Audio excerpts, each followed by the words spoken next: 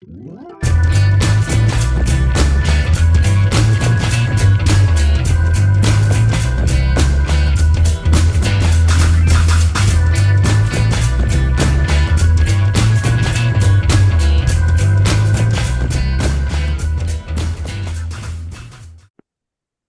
everybody, and welcome to the Marvel Card Collectors Podcast, your weekly digest of hobby goodness. Joining me this week is Jason. Hello. Wesley. Heyo. Keith. How are you? Josh. Hey. And special guest this week, Matt Ditullio. Is that how you pronounce it? No, you nailed it. You nailed it. Brilliant. Italian. Okay. It's part There Italian. we go. There we go. Good. Welcome, sir. I've wanting to do this for such a long time. Thank you for having me. Appreciate it. And finally, we make this happen. Yeah. Matt, you may not know this. In fact, it's the kind of information that you wouldn't retain. But you joined Marvel Masterpieces Collectors on the 16th of October, 2018 at 2:09 p.m. And you were the 235th member of the group. Would have never known. So you're one of the OGs. Yeah, I went through this mad, crazy period of actually keeping records of all that shit. And after about 500 members, it was like, forget it. It's too much. It literally was too much. It was some crazy idea that Fausto had to do membership cards. 235th member. I'll remember that. Anyway, that's pretty good. Yeah, not bad. But anyway, you're one of the OGs basically from that group because it started. Only started a couple of months prior, if that. So, yeah, and I remember, I actually just remember Googling Facebook Marvel Masterpieces because obviously I knew the set was coming out, and I found the group literally like by chance. Yeah, that's how I found the group and joined it and met some very great friends and amazing trades, amazing purchases, learned a ton, by the way, because I had known nothing. I was a comic book collector and original art collector, prior to that. I was getting into the set really based on just Simone doing the work. Yeah. And I had to, I think what happens that's kind of really cool about the group is once you join in, you subsequently go back to previous sets and get to see other cool things that were going on and how other people collect. And so I didn't know anything about inserts or subsets at some points really still don't because they've gotten so complicated now. But, it was a really cool learning experience and it really opened up my eyes to a whole different way of collecting, a whole different avenue that I really wasn't aware of. And very thankful for the group, to be honest. Oh, no. I mean, it's the people make the group. So I just pushed the button to make it happen in the first place. I'm curious then, because what I want to know, I kind of want to, before we get into kind of your now, I kind of want to hear about your background because you were already clearly a very big fan and I think friend of Simone Bianchi's at that time, and you and some other guys who were also Simone stans, I think it's fairly safe to say, Otis and William Heath Lawson. You seem to be quite, you were the kind of the Simone fans who came in and basically, for a lot of people who hadn't seen Simone's work at that point, and remember you joined the group 2 weeks before, it dropped on the 31st of October. So what's your journey? How did you get into original art and how did you get, find Simone? And it's a great question. But I'll give you the condensed answer of a very long story. You go for as long as you want. But I have tattoos. Otis, who you mentioned, is my tattoo artist. I didn't know Otis. I was supposed to go in and get a tattoo from a different guy. He was booked. So they said, oh, you can go over with this guy. And I go into a tattoo shop and it's just covered with all cutouts of like Marvel books, splash pages, covers, all artistically tacked up. It was kind of like a crazy, like Always Sunny episode with all the yarn and stuff. But I sit down and I start, I'm like, oh, I like Marvel comics. I start talking to this, this guy, tattoo on his face, looks super scary. And all of a sudden, about 30 minutes in, we realized we hadn't started anything and we were just talking about comics. We hadn't talked about what tattoo I was getting, anything like that. So he was like, hey, man, this was only supposed to be an hour. Won't be able to get it done. Why don't you come back, make an appointment? We'll do it. So I came back and we started talking about the X-Men and our favorite Marvel characters again, things like that. And I saw this guy on a piece of paper, like a splash page cut out, and I said, "Who's that?" And Otis is like, "Oh, that's Romulus. You don't know who that is?" And I'm like, "No." He's like, "Oh, you got to read Astonishing X-Men Ghost Box by Warren Ellis and Simone Bianchi." I'm like, "All right, cool." He literally pulls the book out from his cupboard, gives it to me, and he's like, "Just come back, bring it back to me whenever you want." And then that was kind of it.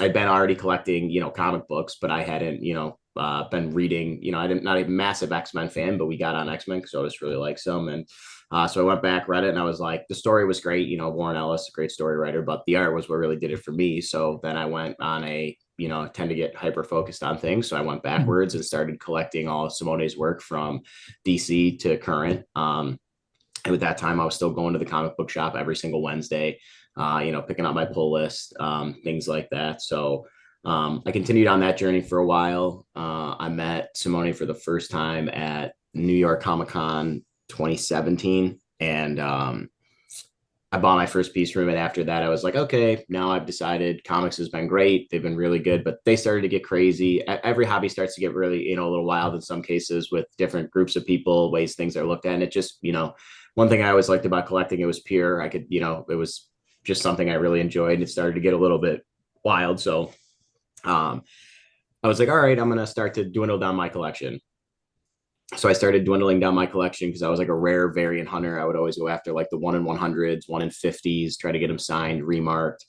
So I said, all right, I want to go back like a little bit old school. So then I changed my focus to collecting just Fantastic Four and just keys. So after that, I was buying, very long period of time went by, but I got Fantastic Four 1 to 112 CGC graded.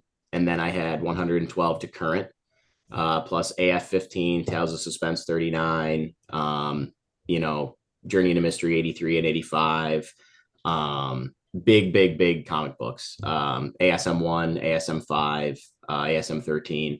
And finally, it had gotten to a point where I was like really appreciating more original art than the books. I was literally saving money to buy books, but then I was selling books to buy original art. So got to a point where I was like, all right, maybe it's time to, make a change here.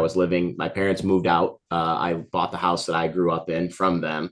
And I thought, I lived there for about a year. My neighbors changed. And I was like, you know what, maybe it's better to start fresh. So I sold my entire comic book collection. I bought the house that I live in now. It was a little small, 900 square foot house, fishing cabin, really. And, it was at the time that Jake Paul and Logic were going crazy with Pokemon. And because I'm also a crazy collector just of random things, I had throughout the years, I had PSA 1 through 151 first edition of the Pokemon set. So I had the jungle, the fossil, everything. I kept it all in a Pelican case, was going around to comic book conventions throughout the years and picking them up as I went. I remember vividly, I was living at home at the time. I spent $500 on a first edition PSA 9 Charizard, and it came in the mail. And my dad opened it and saw the receipt, and he almost killed me because it was $500. And of course, if you're Italian, you understand if you live at home, your dad has the right to open your mail. So he opened my mail and sat me down, and he gave me a very long talk about where to put my money, what I was doing, because he's a businessman. He taught me business my whole life. My family owns a business. And you got to be careful. You don't live outside your means. That's crazy. That's a car payment. That's this. And then after I bought that house, I ended up selling my whole entire Pokemon card collection and some Yu-Gi-Oh sealed starter decks, some stuff. And I put on a 2,000 square foot addition to my house, all from that. And everything that was left over, I invested into original art. And I think about 85% of it that was left over from selling 10 to 12 years of all my collecting of books, Pokemon cards, Yu-Gi-Oh was all Simone's art. It was, I did a lot of shopping. I did a lot of research. I looked at past covers, heritage auctions, Comic Link auctions, and everything that I saw. Of course, there were some other great artists out there, but I knew where the base of where I wanted to build my collection was through him. And I found out that it was really pretty hard to get his artwork over here in the United States because, Simone is such an amazing talent. And in Italy, his artwork goes extremely quickly. So a lot of the times the work doesn't make it over to the States. And, I'd worked with, been a very avid collector, messaging his sister Gloria for every week for a couple years. And I had been talking with Otis about, man, it's like a shame that we don't have the access to stuff that, across the pond people do, the Europeans, because Simone's work over here, the reason why he's not elevated to an insane level, in my opinion, is just exposure. I was like, somebody should make a plan. They should be his art rep over here. They should do this. And, I have for those of you who don't know, I have a full Winter Soldier arm tattoo that goes all the way. So spent a lot of time with Otis, talking to him. And finally, he was like, all right, you've been talking about this for like a year and a half. Just do it. Just make it happen. Like, put a business plan together and send it over to him. And if he says no, whatever, but it's literally makes too much sense.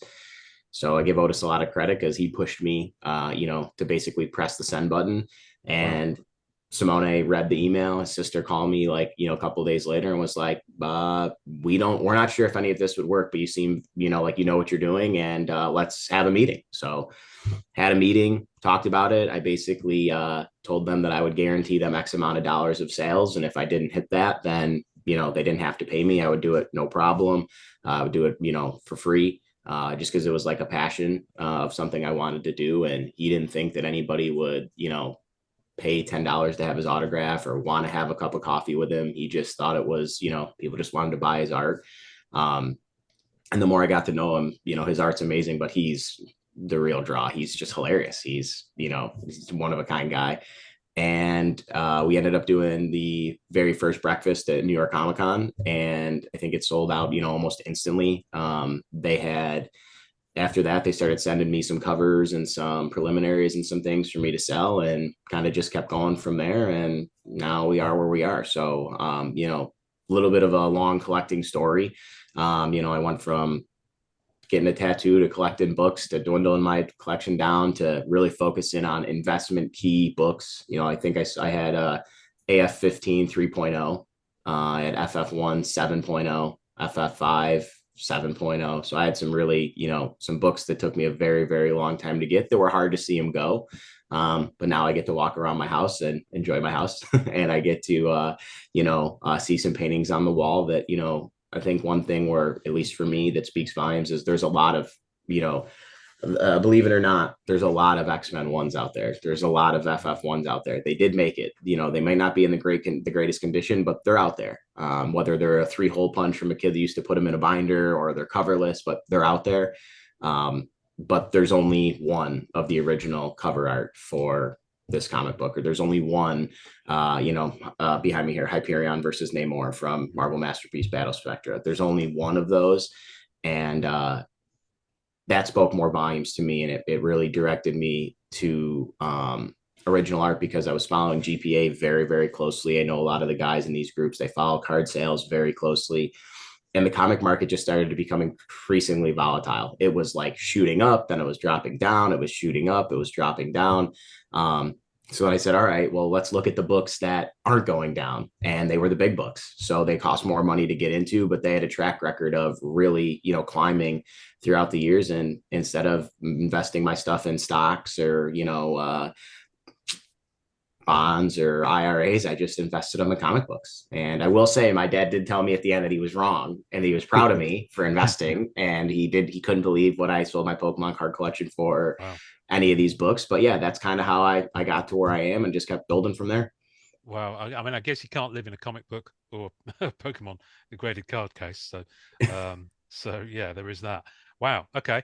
I'm Masterpieces 18 is obviously most people's gateway drug to Simone. Although I didn't realize until, weirdly, I didn't put 2 and 2 together, because I'd bought the Astonishing X-Men Ghost Box run back in the day, because I'd just come off the Whedon run. I carried on. I bought that, and I remember the artwork, but I don't remember the name of the artist. I just remember it was fantastic. Really enjoyed it, and I know it sounds really strange. It wasn't until about 2 years after this came out, having owning the set, that it suddenly occurred to me that is the book that I'd read back in the day, and it's suddenly like, okay. And then he did a Spider-Man 4 or 5 issue mini. Yeah, he did the mini ASM like 1.1, 1.2, 1.3. Yeah. What was his story on? Was it Amazing Grace or something like that? There were a couple. There was it was a weird one because it was like a couple it was basically a buffer story to Yeah, tie two stories together. yeah, So there was a lot of stuff going on there. yeah. Anyway, and I remember reading that as well about the same time, and I was like, then it suddenly clicked who this was. So, I mean, I guess the crazy thing with, I mean, we've talked about masterpieces until we're blue in the face. That's quite a door opener for both Simone, I imagine, in terms Yeah. of exposure Yep. and in terms of you. When did you kind of that New York Comic Con breakfast you were talking about was what, 2022? Was that? Um, Because it's every autumn, isn't it? Yes, And we had it. yeah. Yeah, there we go. Because 2022. Yeah. Keith, you went to that, didn't you? I did. So you were one of the people that paid to have that breakfast, and was it a dinner as well? That was just a breakfast. That was the first one. It was just a Yeah, that breakfast. was the first one we did. Right. Yep. Okay. Well, Keith, you were there. Tell me about it. Well, tell everyone about it, because obviously only a finite number of people could be there. It's funny. You sign up for something like that, and you're like, "Oh, I'm going to get an opportunity to get some art, and this is cool, and all these other things." And you really get your doors blown off you by Simone. He is an enigma. He is just hilarious, down to earth. I really appreciate how just like off the cuff he'll speak about anything. To the point where like I could see Matt like, "Hey, you probably shouldn't have said that."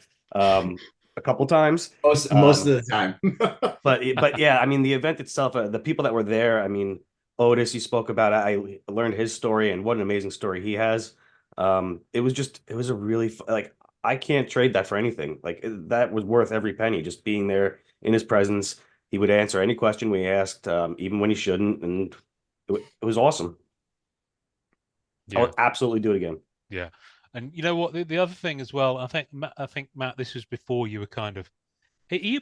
Let me get this straight. So just so that I can understand it, you're an artist rep or manager, or how's it Yeah, work? so I mean, I kind of am doing a little bit of everything in the space right now. So Right. normally there's artist reps that literally just represent artists that just sell their original art and work with them at conventions. And then there's a separate, which is being an art dealer. There's guys that just buy and sell art, put them on their website. Um, so I rep Simone Bianchi for the United States. His sister Gloria reps him for, his partner. Gotcha. She's amazing. She does everything in Europe and, Yeah. across the pond there. And then I also rep another Italian artist named Simone DiMio. He does some stuff he's big guy for DC right now, Batman and Robin, Brave and the Bold.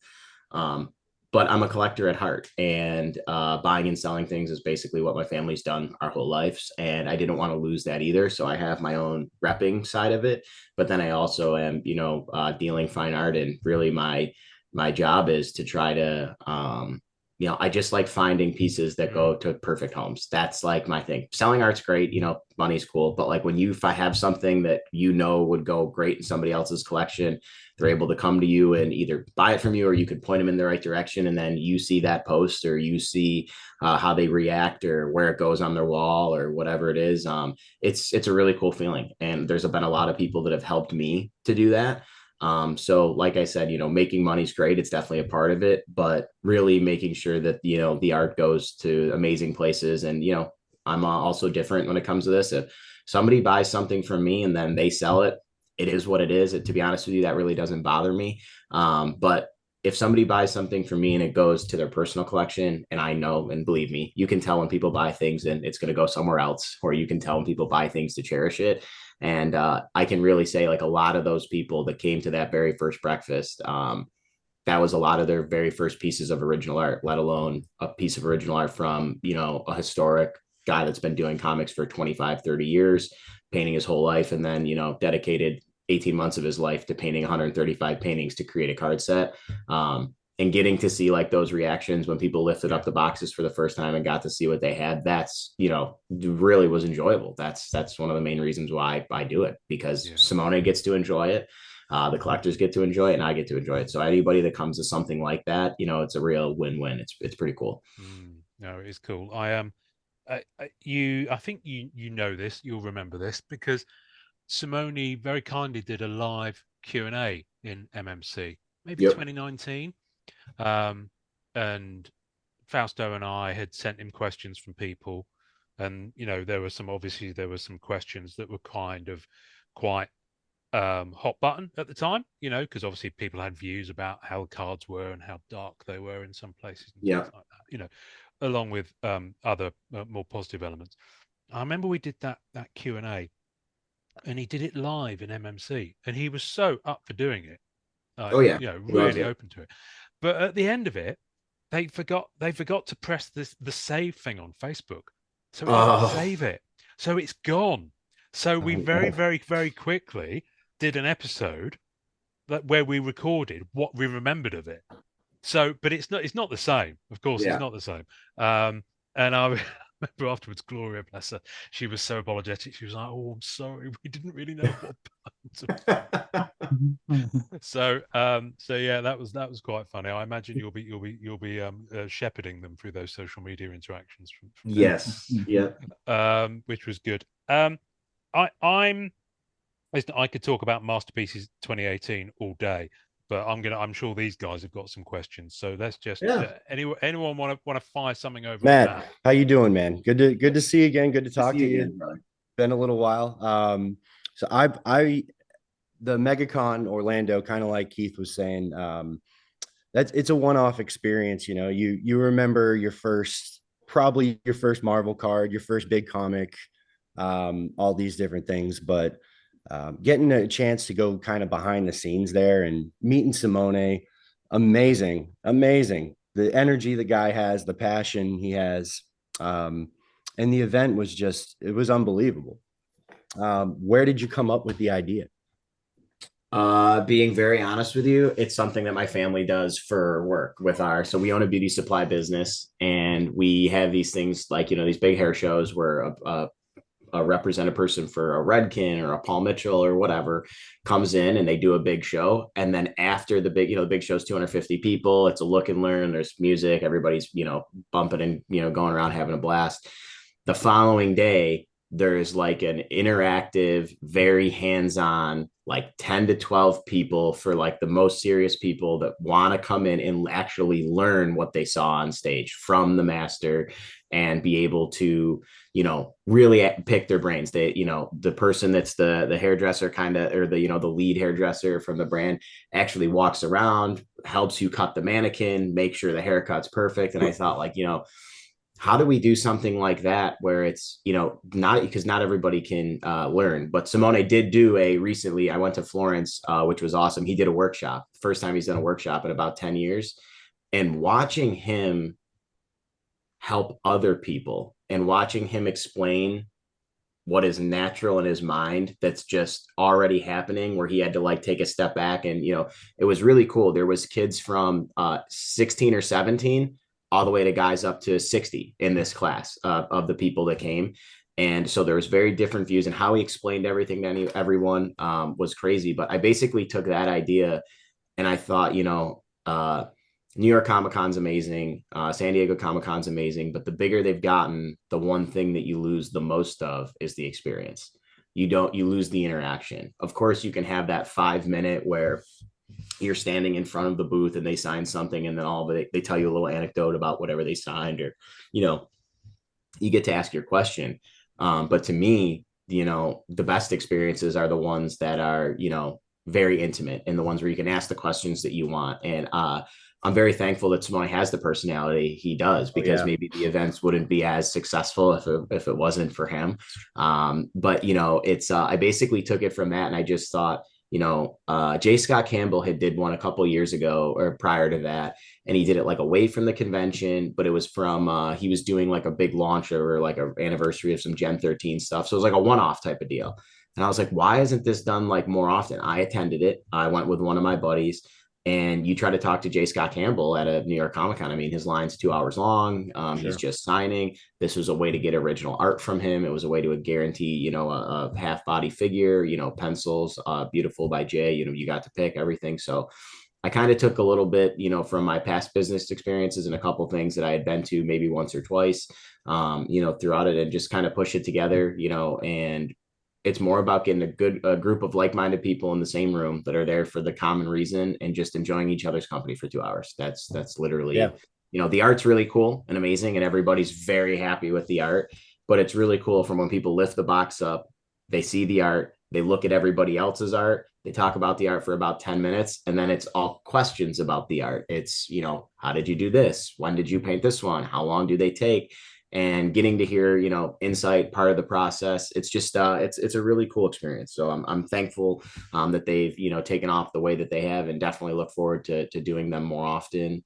And but not too often, to be honest with you, because I don't want it to be something that doesn't become special. You know, we do maybe 1 or 2 of them a year, and everybody that gets to come, you know, they truly get to see something and speak to someone that you don't get if you just attend the convention or if you just pick up a commission. So it's pretty cool.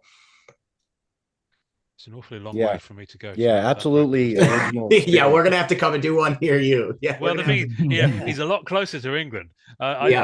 I still wonder if, because when he did come on an episode of this about three and a bit years ago, with Gloria, and it was hilarious. In that he was basically, yeah, come and stay, come and visit us, come and visit us. I'm sure he says that to everyone. Ian, But what's your biggest convention there? What's well, the... I was going to say, my wife was seriously planning a trip to Italy around this, and Yeah. I had to say to her, we can't just show up on his doorstep unannounced. The thing is, though, you could if you wanted Well, to. yeah, we probably could. No, I probably wouldn't, because I'm far too English. Convention over here. There's a couple. I don't know what they're called, in all honesty. But there's a couple in London. Unless you're actively plugged into the kind of comic groups on Facebook and things like that, it's really difficult to know that they're happening. So I'm sure they probably do have a media budget to do some outdoor advertising. I think the closest one that he's ever came to you would be, and he hasn't been there in a while, but it's Agulem. That's probably the closest one that he's come to. Okay, what was the name? Sorry. Agulem. I think it's in. Let me see here.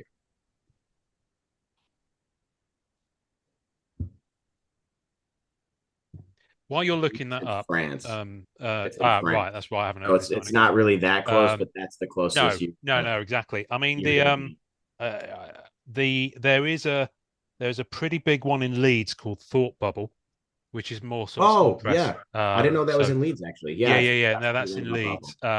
But the London ones tend to be more kind of pop culture these days, as a lot of cons are, I guess. You know. Yep. So you've got anime, you've got all the TV people, you've got the film people, and things like that. So whereas, you know, Thought Bubble, and I think there's a number of other smaller cons like that in the north of England, which is actually has a really healthy, like, comic mart scene. You know, there's loads in Leeds and Sheffield and Manchester and Liverpool. There doesn't seem to be as much in the south of the UK.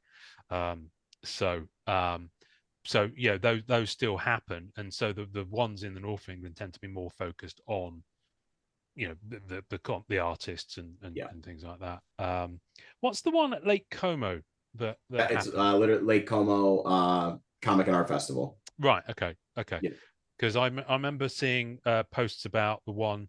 I think it was just before COVID, where Bill Sienkiewicz came over, and he was there with Simone, I believe, and I just saw people losing their shit on comments when photos of them both went up, because, you know, that's quite a pairing, I think. Yeah, it was really cool, actually. They had a moment where Bill is an amazing guy. He's an absolutely insane talent, and very much like Simone, where just talk to anyone, amazing personality. But the thing with Bill is he basically was at Lake Como the first year, and he was more out walking around talking to everybody he hadn't seen in years than at his table drawing. So, you know, it was like it turned into a like, where's Bill type of, like, where's Waldo, but where's Bill type of story. And there was about, maybe one day, I would say about 45 minutes, Bill was just walking around, and Simone was painting a Hulk. And Bill just stopped in his tracks, pulled up a chair, sat down, and Simone was painting and talking, and they just talked about the work, what they've been up to, what they've been doing. And then all of a sudden, you know, I was behind the table working with him at the time, and I was, you know, doing a video of the Hulk. So I was more paying attention to what I was doing. All of a sudden they looked up, and there was probably like 30 collectors just standing around listening to them talk, you know, listening to them chat while Simone was working. And then, you know, Bill was like, all right, I'm going to go back. I've got some stuff I got to do. And then about 15 minutes later, Simone took a break. He went over, he pulled up a chair and sat down next to Bill at his table.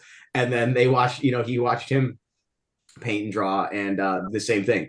Another group of people came around. It was just a really special experience. Bill's an amazing guy. Yeah. Yeah, yeah, definitely. What's the so in terms of what you've got coming up, I'm just keen to know is the plan for, so do you have a plan far ahead, like 12 months, 18 months, 2 years? Do you kind of map it out as to when Simone might make himself available? Because it's obviously a pretty big trip for him, coming Yep. over. So we try to do it about a year in advance.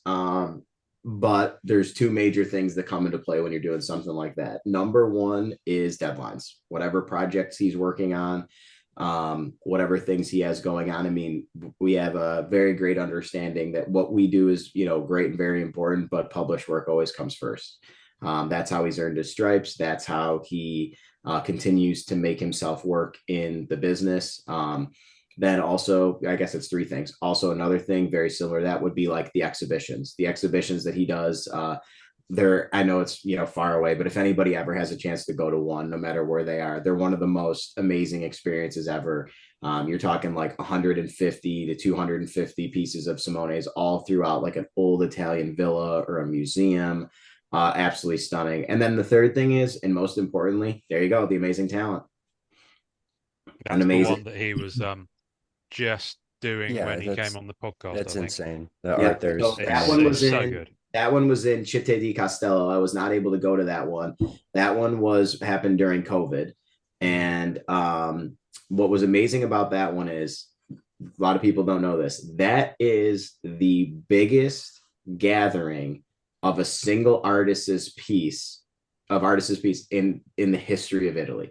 Wow. So any of the Michelangelo, and all these guys, I think it was like 258 or 268, I believe, pieces that were there. And what was amazing, I did not get to go to that one, but stunning.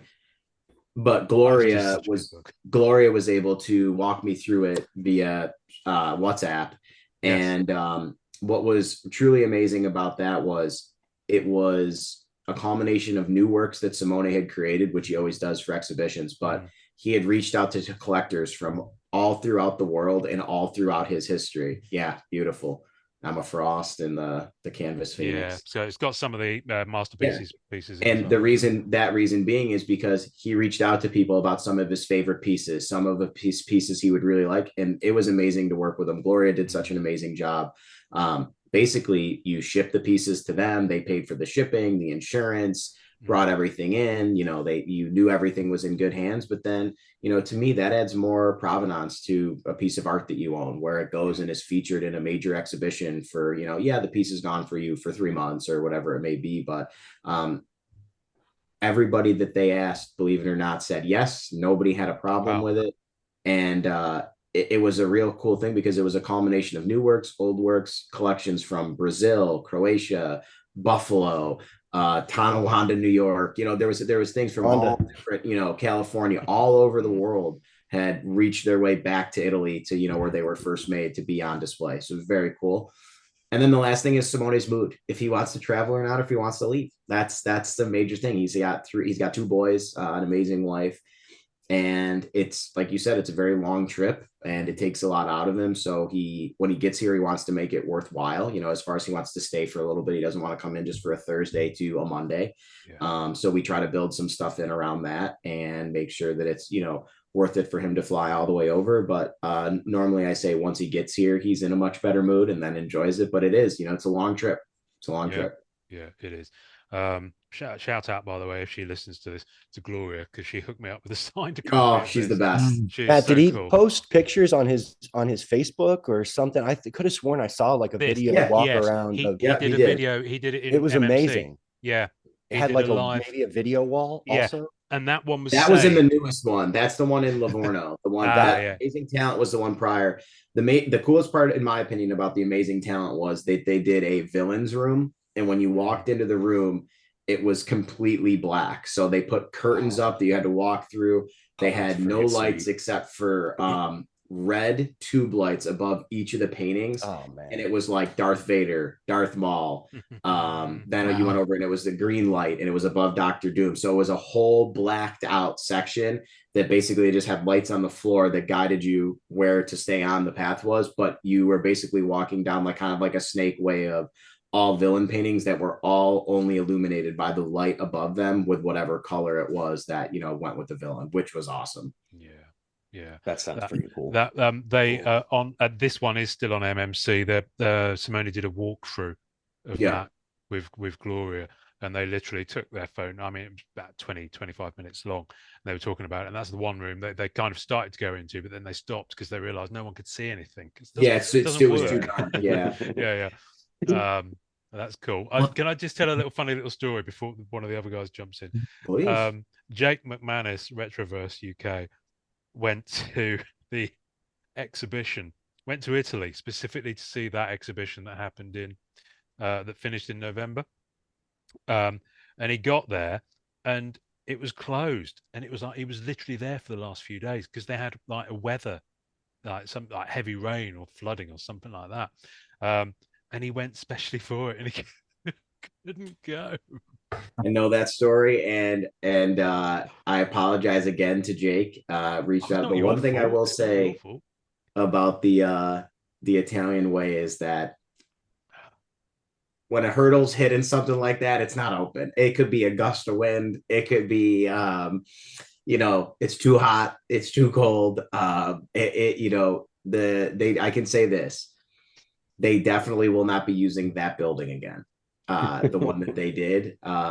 So I'll give you an even funnier story, and not a lot of people know this one because this was a personal firsthand experience. I get to Italy last year, and Simone's like, "Listen, we're gonna go." I said, "Hey, slow down a second. I want to go to Livorno. I want to see the exhibition." And he's like, "Oh yeah, sure, yeah, we'll go, whatever." I'm like, "All right, cool."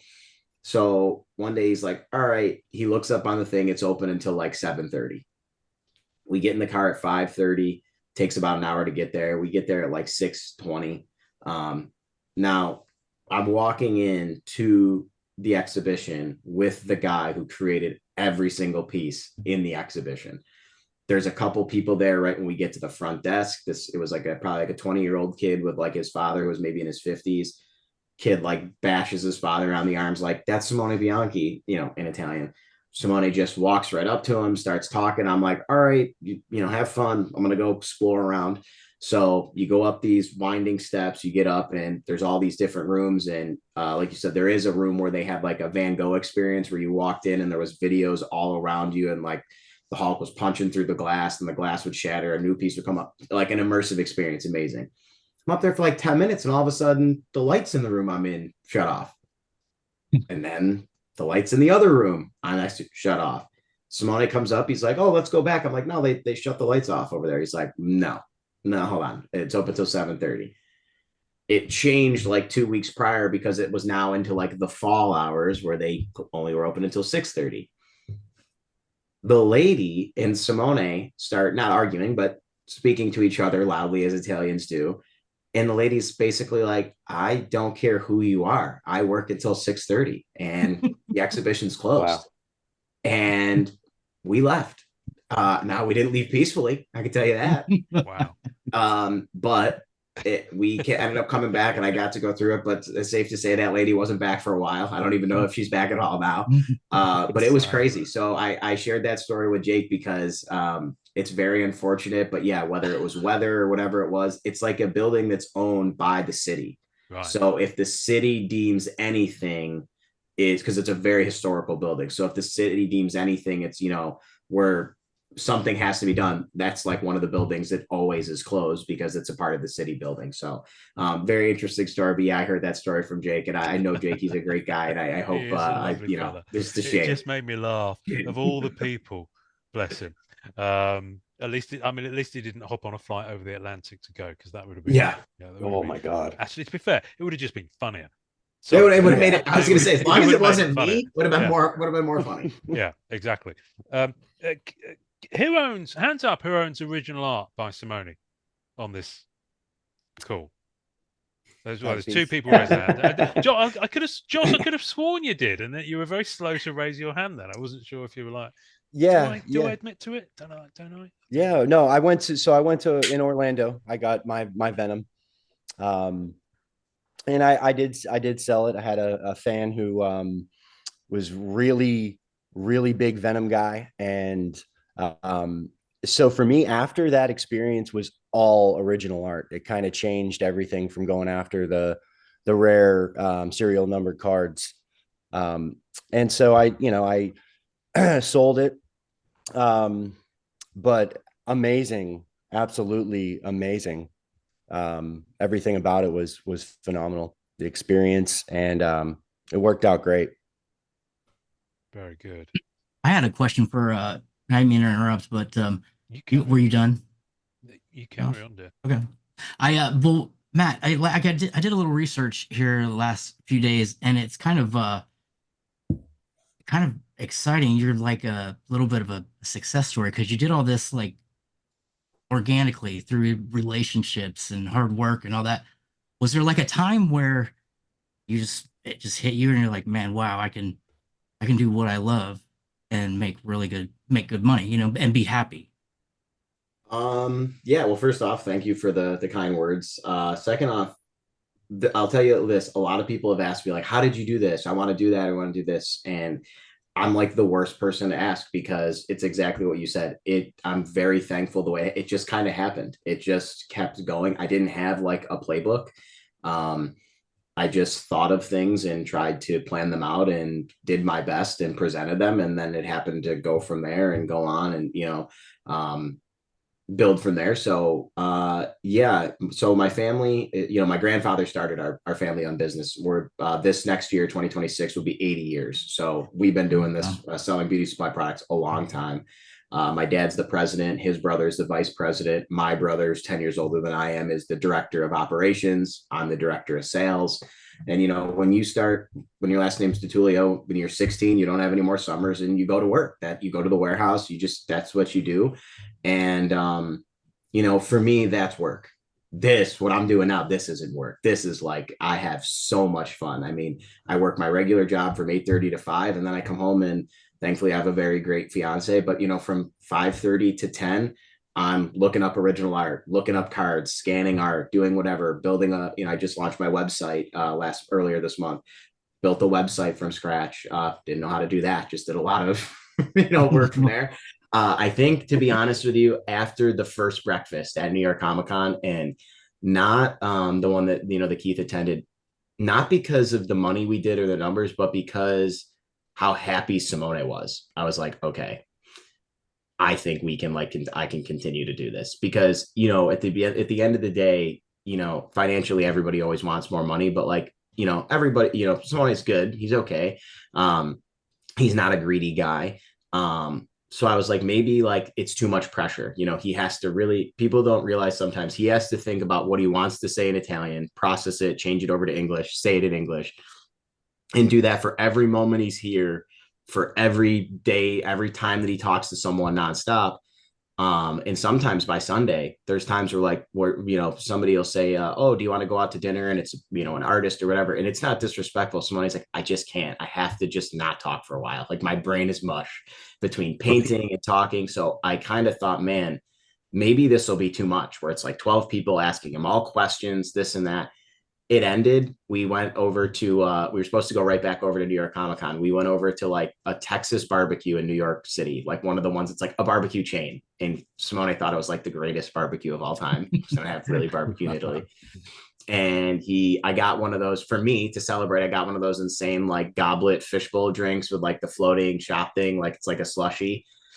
And he was like, I'll take one too. Let's celebrate. That was amazing. Like, when are we going to do the next one? And I think right there, I kind of had a moment like, all right, I could continue to do this. And like, all the lead up, calling the people don't realize too, you got to call the hotel, you got to book the room.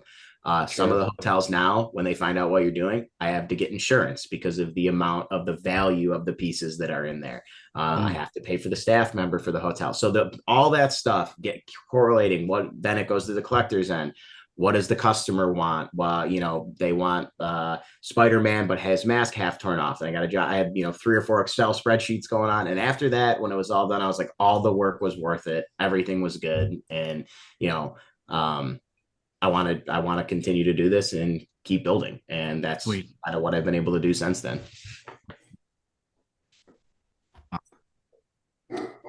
Yeah, and his energy it makes the experience. You have an idea from what you've seen before, But until you sit down and talk to the guy, it's his energy is amazing. He's passionate about what he does, and the way he can explain to somebody who doesn't have a background in art about some of the images and things that he's seen in his life and experience, and then brings that over to the paintings was mind blowing. And some of the time scales that he gave us on how long some of those paintings took to put together. Yeah, I mean, I don't think some people realize, I won't go deep down the rabbit hole here, but like, the whether it's Marvel, DC, Upper Deck, they're not the greatest people to work with. There's editors that are amazing. There's some people that are great, but some of the time constraints that not just Simone, but any artist are put under, like, hey, we need this cover done by Friday and it's Wednesday. Like they don't have lives or they don't have anything that's going on or scheduled things. And it's like like you guys would all think, and I thought this prior, you think you get an email from Marvel that's like, okay, we are relaunching Gambit. The Raging, it's going to be Raging Cajun #1. We have so and so doing the cover A, we have so and so doing the cover B. We want you to do the 1 in 50 variant. You can either have Gambit with staff with cards, Gambit in action, whatever. The email is literally Gambit cover. That's it. No context. Create it. So then they'll create it and they send it over, and then the editors are like, yeah, but could you move the cards, or could you add a staff, or could you do this? And then it's like, again, something that's already taken the hours put in, and has to be redone. So it's a very different process from what people think. And it was really eye-opening for me. And in some cases, I think, especially in Simone's, they send that on purpose because they know what's going to come back is what he's going to do anyway. They know it's going to be the best of whatever, they could give him guidelines. In all honesty, he's going to pretty much do what he wants because it's going to turn out better than the people asking anyway. Yeah. But it is a very difficult process, and people think it's this smooth, well-oiled, machine. It's not. It's almost the exact opposite. In some of the ways that these artists get put into binds, or they have to stop what they're doing. I want to be very clear. Almost every artist I've ever talked to is happy to be a Marvel artist or a DC artist or work on this, but they've almost gotten used to this, like, cancel everything, got to finish this work, got to hit a deadline type of lifestyle, because that's the way the industry is right now. So it's crazy. I almost wonder if they do that on purpose, right? They leave it up to the creative person's, creativity or interpretation of what they think. Yeah. Instead of trying to put them in a box. But no, at and the same time, it's got to be sometimes yes, and then other times it's like, yeah, but then change this, this, and this. And it's like, well, then why didn't you just tell me you wanted that? Yeah, find a little bit of communication would help. I mean, of all people, I mean, there's probably, if I was going to drop, not that I've got $5,000 to drop on a commission. Okay, I'm just putting that number out there. I've no idea how much commissions cost. But if I was going to give someone $5,000 and be like, okay, this is what I want, the list of what I want would probably be down to 2 words when it's artists like Simone, because and Tony Perner's I put in that camp as well. If I say to Tony Perner, draw Black Cat, just do your thing, I'll be the same with Simone. I'll be just like, just do your thing, And I think that's because you realize that's going to be the best outcome. Oh yeah. Don't put any handcuffs on the, let them go. I think it's a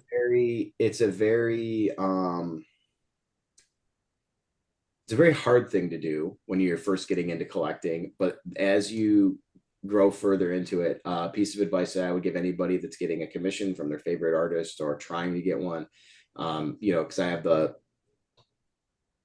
been on both sides of the table. I've been the collector trying to get the commissions, and I've been with the artist who's taking the commissions. And one piece of advice I would always give is that give the artist their freedom to do what they see best with, because that means you're either going to get, number one, it means they're more likely to take the commission in most cases. Number two is it means you're going to get something extremely well done because it's coming from their brain. So they want it to be the best version of what they want. Right. So when people come up, and I've seen this, it actually just happened to me at MegaCon, and it is what it is. This guy came up and he was like, I'll go with a different. I want Spider-Man fighting Venom, holding on top of the Daily Bugle with his left hand, right hand's got Venom in it, but the symbiote's coming up.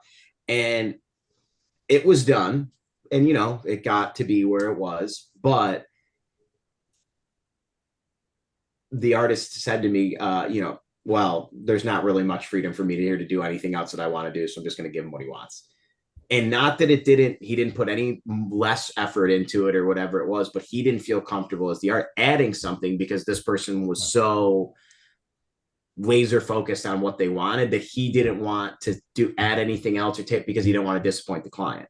So it's a fine line of where do you go from saying, like you said, I very honestly, I tell Simone all the time, Black Cat, Black Bolt, Wolverine. And then he just does it from there. Simone DeMio, I'm like, hey man, draw me a Scarlet Witch. He draws her the most beautiful, I just have gotten to that point, but I've also seen artists say like, that's too much. I don't want to do that. Like they have zero interest of, doing it. For example, there's a guy named Gary Frank, phenomenal artist, DC artist, Batman, very, very, very beautiful Batman artist. He actually lives in Lucca, the same city that Simone lives in. And he actually charges, so he'll do a Batman commission for, let's say, I'm just using numbers here, 1,000. Batman hunched over on Gargoyle is 2,500. He has drawn so many goddamn Batman on gargoyles that he doubles the price of it because he can't stand drawing it anymore. And guess what? People run up and they give him $2,500 for Batman on gargoyle because it's the same thing that everybody wants all the time. And hey, you collect how you want to collect, do whatever you want to do. But Gary got to the point where he wasn't enjoying drawing them because it was so repetitive of Batman on gargoyle, Batman. So he just upped the price on that. So now somebody comes up and is like, oh, could you do Robin? And you should see it. I mean, it's like stunning. It's like it's got background, it's got details. And Batman on Gargoyle is just the hunched over gargoyle with Batman on top of it with the lightning bolt behind it, lighting it up. And it's not that it's not beautiful. It's just that there's only so many ways to draw the same thing, and he's hit that limit throughout his career. So I always tell people, you can have a beautiful idea and try to convey that, but also try to give the artist a little bit of freedom to do what they want, because in that case, then you're going to get the best bang for your buck. They're going to take something that they've had in their mind and they want to translate to the paper. It's going to turn out the best if you're able to do that. Matt, is there a size that's a common that you'd recommend to somebody that hasn't commissioned an art, a piece before? Is there like a size that you don't want to go too small? Yeah. So the standard sizes are 9x12. So that's, 8.5 by 11 is a blank cover. So 9x12 is normally like a headshot, I would say, or like a bust. Then a full figure size, 11 by 17. And then that's standard. And then anything oversized, you start working into, you'll get into more pricey, is 16 by 20 and 18 by 24. Those are like kind of the normal size ranges. So 8.5 by 11, 9 by 12, 11 by 17. Sometimes you get 11 by 14. Like, for example, Peach Momoko, all of her covers and all of her work is done on 11 by 14 because that's the standard Japanese size rather than 11 by 17. We work more rectangular. They work more square. I mean, think of like one of our books versus like a manga style book. It's still a rectangle, but it's a little bit more square. And that has to do with, like, as something Ian mentioned earlier, where when the images are manipulated, whether they're, lightened, darkened, printed, you want to try to get the closest you can to what the page is going to look like when it's shrunk down in that shape to be in a book. So, 11 by 14 is very close to what 8.5 by 11 is. So you're not going to get a lot of condensing with the images. But yeah, I think it's just, normal is 9 by 12, 11 by 17, 16 by 20, and then 18 by 24. Okay. Keith.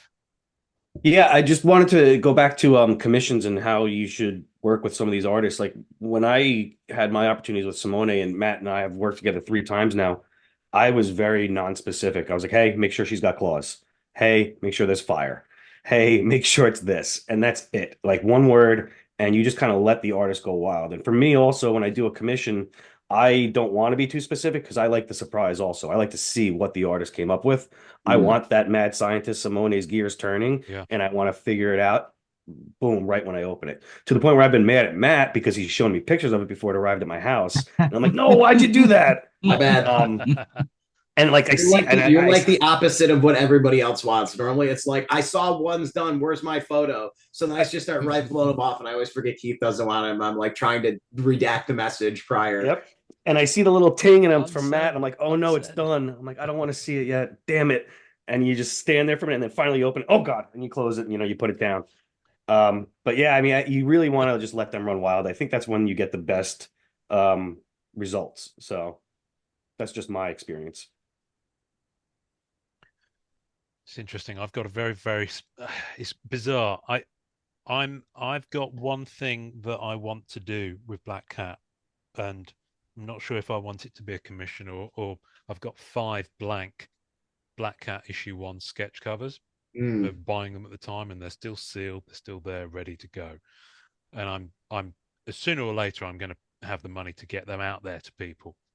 But I don't know if I want it on the blank sketch covers or if I want it as a separate thing. But I've got something very specific in mind that I'm not gonna say now. I'll tell you afterwards. Yeah. But it's Black Cat, and then it's something else as well. But that's it. And I'm kind of slightly worried that's going to be too much of a direction thing. Do you see what I mean? This is why I want to bounce it off you afterwards. But Keith, did you recently get a sketch card? We've talked about this on the chat. Is that something that you are wanting to show in your? I did. Show? This was it's funny. There's a backstory behind this. There was kind of a mess up. We did a pivot, and I couldn't be more happy about it. It is X23, of course. So this will be the first time I show it, and it blew my mind. I'm just gonna make you big on the frame. So keep it. So there. That's our cover and our back, right? Holy. Oh, wow. Holy. That's amazing. Yeah. She's awesome. Wow. Okay. Yeah, I love them both. Yep. I love how he made the water connect. It's the earth colors also. It's the fact that he connected the backgrounds. Yeah, I mean, it was... I couldn't have been happier with this. So thank you, Matt, and thank you, Simone, for this. Oh, please. That's what I love about that is that there's been no, they're separate pieces. Right. Rather than something that's tried to cross that kind of no man's land in the middle. Correct. Is that the moon in the background there? Yeah, there's a moon on both sides there. Yeah. Yeah, that's beautiful. Yeah, that's typical Simone mad genius there. Wow. Show us the back again. Sure. Yeah, that's too cool. It's for me. I'm sure you've heard this before, Matt. It's the signature. Yes, it's a piece in and of itself. The problem is he forgets to sign everything. I remember you putting him up on that on the Instagram live. That was hilarious. That was. Is that something he often does? All the time. Okay. He just that's always the last thing he does. And he's very interesting to watch work in the studio. We have a running joke that like nothing's ever finished. It could be done and published. It's never finished. So he actually has like a quad fold mirror. So, a mirror that would be like this and then opens up and it's on hinges. And there's an easel, and then he puts the painting on the easel, and then he has on the chair in front of the easel a quad fold mirror. So when he's walking around coming into the studio, he can, coming into the studio from where he was, he can see the piece from all different angles, from reverse, from different aspects, not just from head on, or he can be coming from a side and he'll see the reflection of the piece in this side of the, quad fold mirror. And all of a sudden he'll just, be drumming or painting or whatever. And then he'll just stop as he's walking. He'll stop what he's doing, picks up the piece, puts it back on the drawing table or the easel and, kind of goes back at it. And, that happens 3 or 4 times before it's actually done. And then he'll move on to something else and just forget to sign it because his brain is just moving to the next piece or to whatever's going. So, one of my main jobs is to always make sure, like I haven't actually shown anyone this either. It's not nearly as nice as Keith's, but I'm not a big sketch card guy, but I did get this one done for me. Oh, man. That's pretty slick. Yeah. But wow. he didn't do the front or side. Now it makes it easier to frame, I guess. So Matt, he I've was seen like- that a couple times. Also, he's done a whole front and just on the back, it's either blank or just his signature. Yeah. Have you told him before that, hey, that's more canvas there, buddy? Like, how come you're not using it all? Nope. I don't tell him what to do at all. Okay. I have a very good relationship to this point where we've established ground rules that I ask once. or I tell him once, and then he tells me yes or no. And then if I'm really passionate about it, I tell him why that you should do this, or why I don't think you should do this, or whatever it may be. And if he says yes, then he knows that it's really important to me because I brought it up a second time. If he says no, I know it's just something he won't do. Like for example, I've been trying to get him to do remarks for like the 4 years we've been working together. And it's a very hot topic issue. Everybody in the comic industry is doing remarks. They're becoming more and more collected as the price of original art goes up.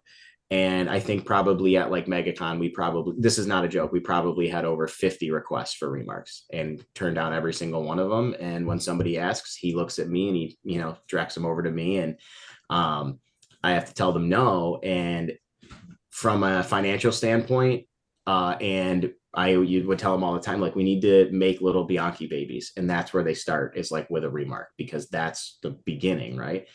His follow-up is, yes, I understand, but hear me out. When I go from painting on an 18 by 24 board that I can paint the smallest details and really enjoy how I'm laying things down, panel by panel, stroke by stroke, tile by tile, and then somebody comes up and is like, hey, draw me something the size of a quarter, that's not a good representation of my art. That's not a representation of who I am or my skills. And I understand that there are people out there that's what they can afford. And I get that. And I'm not trying to be in any way, shape, or form, disrespectful. But when I see stuff like that from me out there, I know it's like a fraction of what I can do. And I don't want artwork out there that's a fraction of what I can do. And, most people are very understanding with that. But we've, we were just talking after the IG yesterday, and I brought up remarks, and he was like, all right, well, I'll do them for like $400 or $500. So he wants to make them like so. And I'm like, well, then we're not going to do them because that's ridiculous. We're not going to do that. But that's just his thought process. So to me, I know we could sell a ton of remarks. We could do a CGC op and they asked us since his last signing, would you be open for coming back and doing sketches or remarks? The answer is no, because that's just not his style. It's not what he wants to do. To be honest, his remark is his signature. Yeah. Well, yes. It's one of the most gorgeous signatures that you'll find from an artist. That's a remark to me. When 2018 came out, my original goal was to go for a gold 6 set, because I was just absolutely smitten with the autograph. And no disrespect. I mean, just go. Obviously, it's a very recognizable signature, and it's a beautiful signature, but it's not Bianchi. Signature. No. And in a similar way with Dave Palumbo, I love Dave. I love him dearly, but his signature doesn't kind of hit that same spot for me. In fact, I don't think anyone's does really, apart from maybe there's very few artists whose signature for me is a draw in itself, and I think Simone's probably one of them. But Matt, you could probably slide that card in a little stack of stuff to have him sign. Just kind of sneak it in there and just he'd go through it. He's going to even know what it was. We're doing Fan Expo Toronto in August, so he's coming back and he's going to stay with me because I live very close to Toronto. So he's gonna end up doing that for me. I also have one other thing that I'm really going to push to try to have him do. The answer is probably going to be no, but I think it would be awesome. But he doesn't even know it yet, and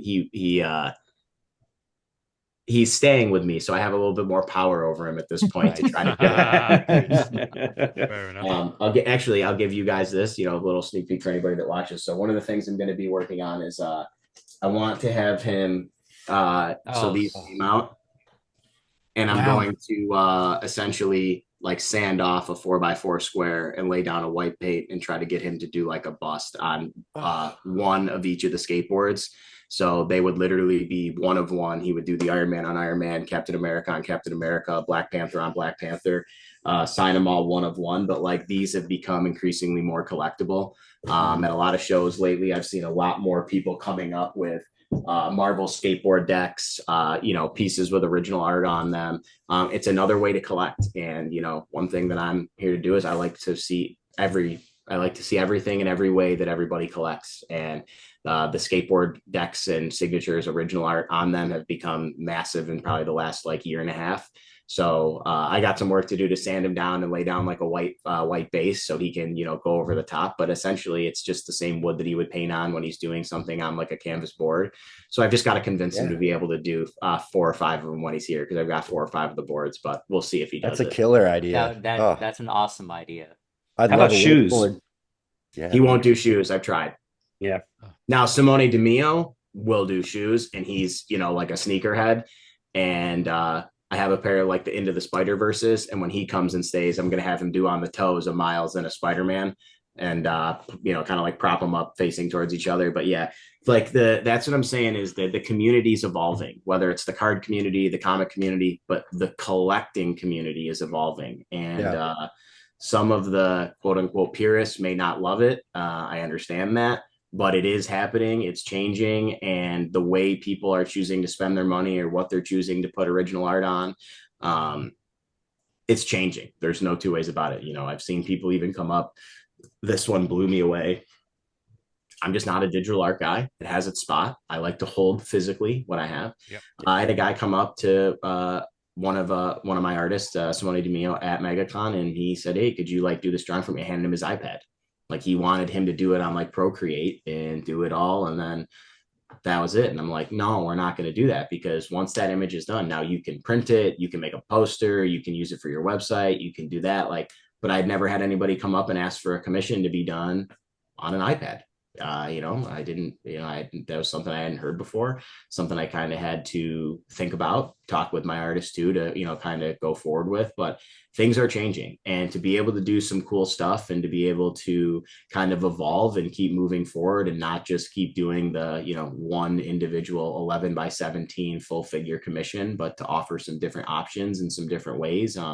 I think it's cool. And it also shows that the artists are remaining relevant. They want to change, and they want to give, you know, their Evolve fans with the the art on the surface or the medium that they're looking for. So, you know, we'll see how it goes. Maybe he says absolutely not, and then I just have him sign the boards and I'll do something cool with them that way. But I think, you know, you have to try to be unique now. You have to try to have a different version and different things of what people are looking for. So I saw a guy at MegaCon. He had this really cool Wolverine skateboard. It had the claw up. The claws were all, you know, like holographic. Yeah. He had Jim Lee. He had Frank Miller. He had Chris Claremont. He came over to get Simone, Jeff Loeb. You know, this thing probably had 50, 60 signatures. And in today's day and age, you're talking, you know, that's at least $3,000 in signatures with some of those guys that I named. You know, Miller's a couple hundred bucks now. Chris Claremont's expensive. You know, I think he had John Romita Jr. on there, you know, so he had, you know, this board had been going for a while, and it was just something different. I thought it was really cool. Yeah, I've got a couple spare wakeboards I could send to, you know, no problem. I'll get them up there. If he does skateboards, we'll see how it goes, but who knows? Yeah, very cool. Indeed. So you've kind of touched on this, so it's a good opportunity to go there. I've no massive familiarity with the original art kind of community, you know, how it's been, the kind of traditional, I've got my air quotes up here, traditional model of it, and you know how it's going.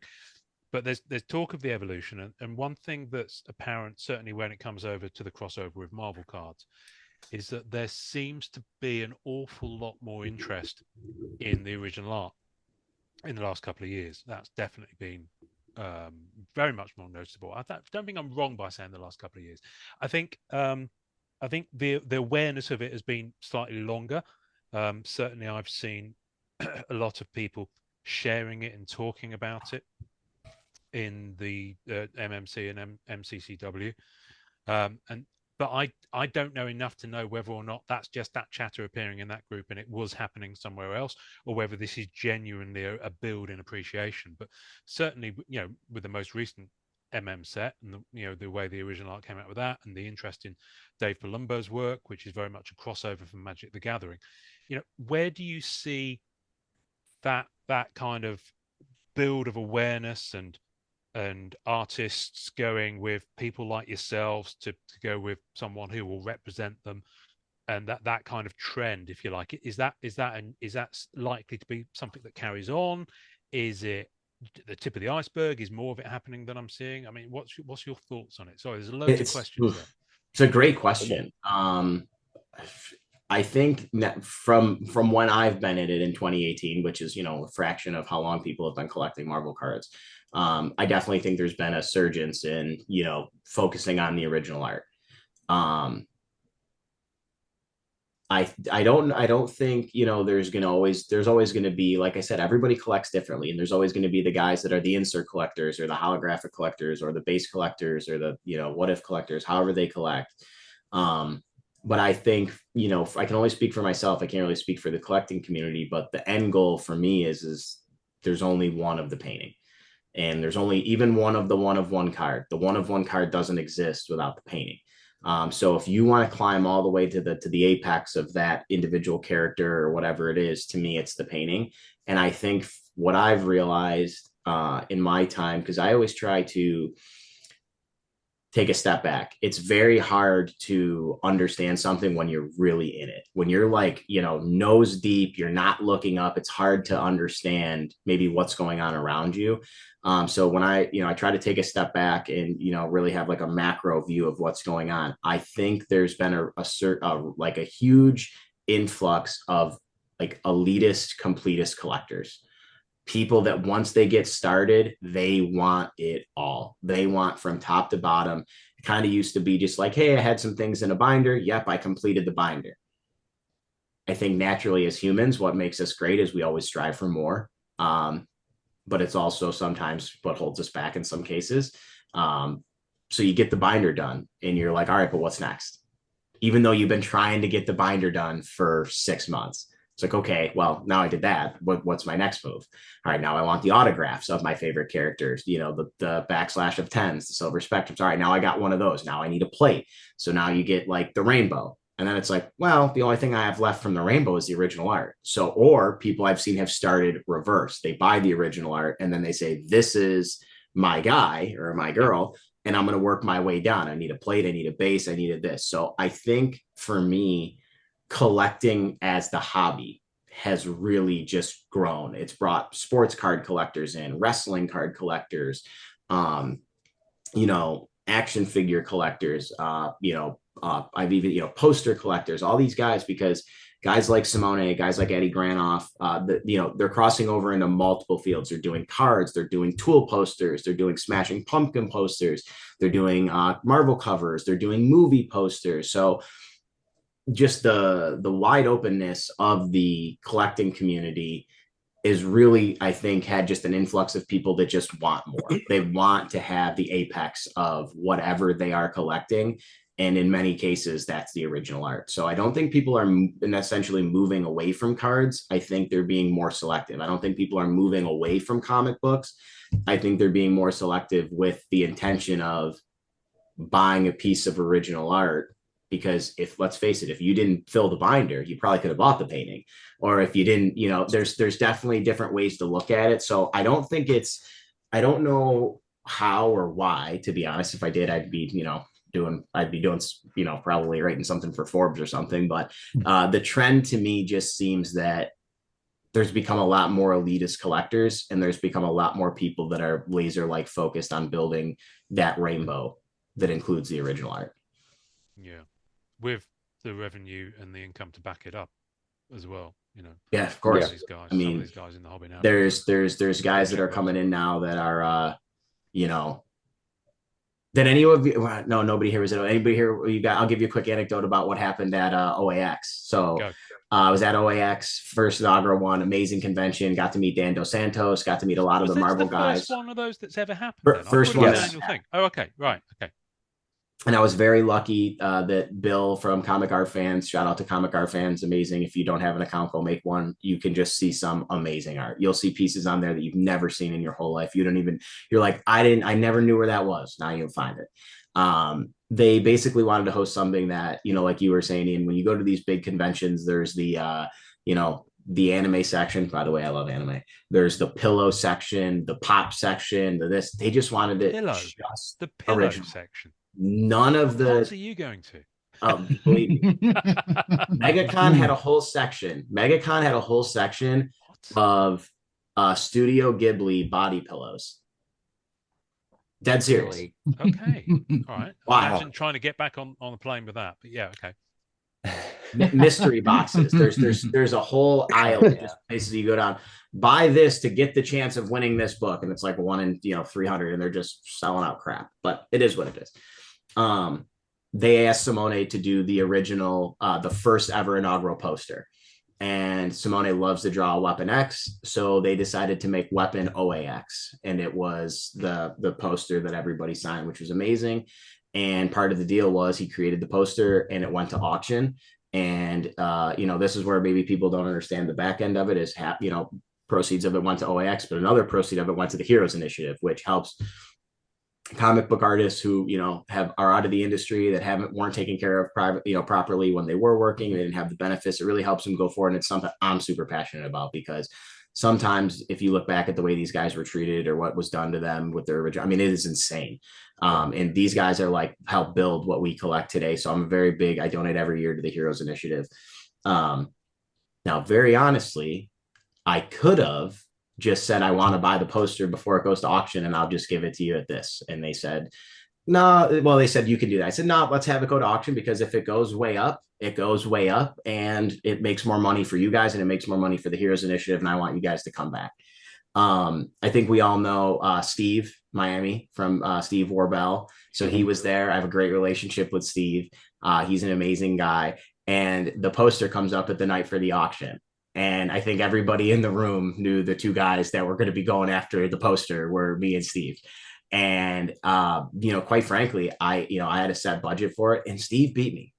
He just, to be quite honest, he has more liquid money than I have. But it was an amazing thing for the community to see, of two guys that are very passionate about what they collect, that wanted to own something. And all of a sudden, because it was alphabetical, so the Bianchi one was very early, like more gavels started going up. People wanted to be a part of this auction thing because it was for a good cause. It was to help the convention come back on. And I lost and I was still happy, because I can't, you have to, I think one of the biggest things I always try to tell people is you have to set limits for yourself. You got to understand not every piece that is out there is for you.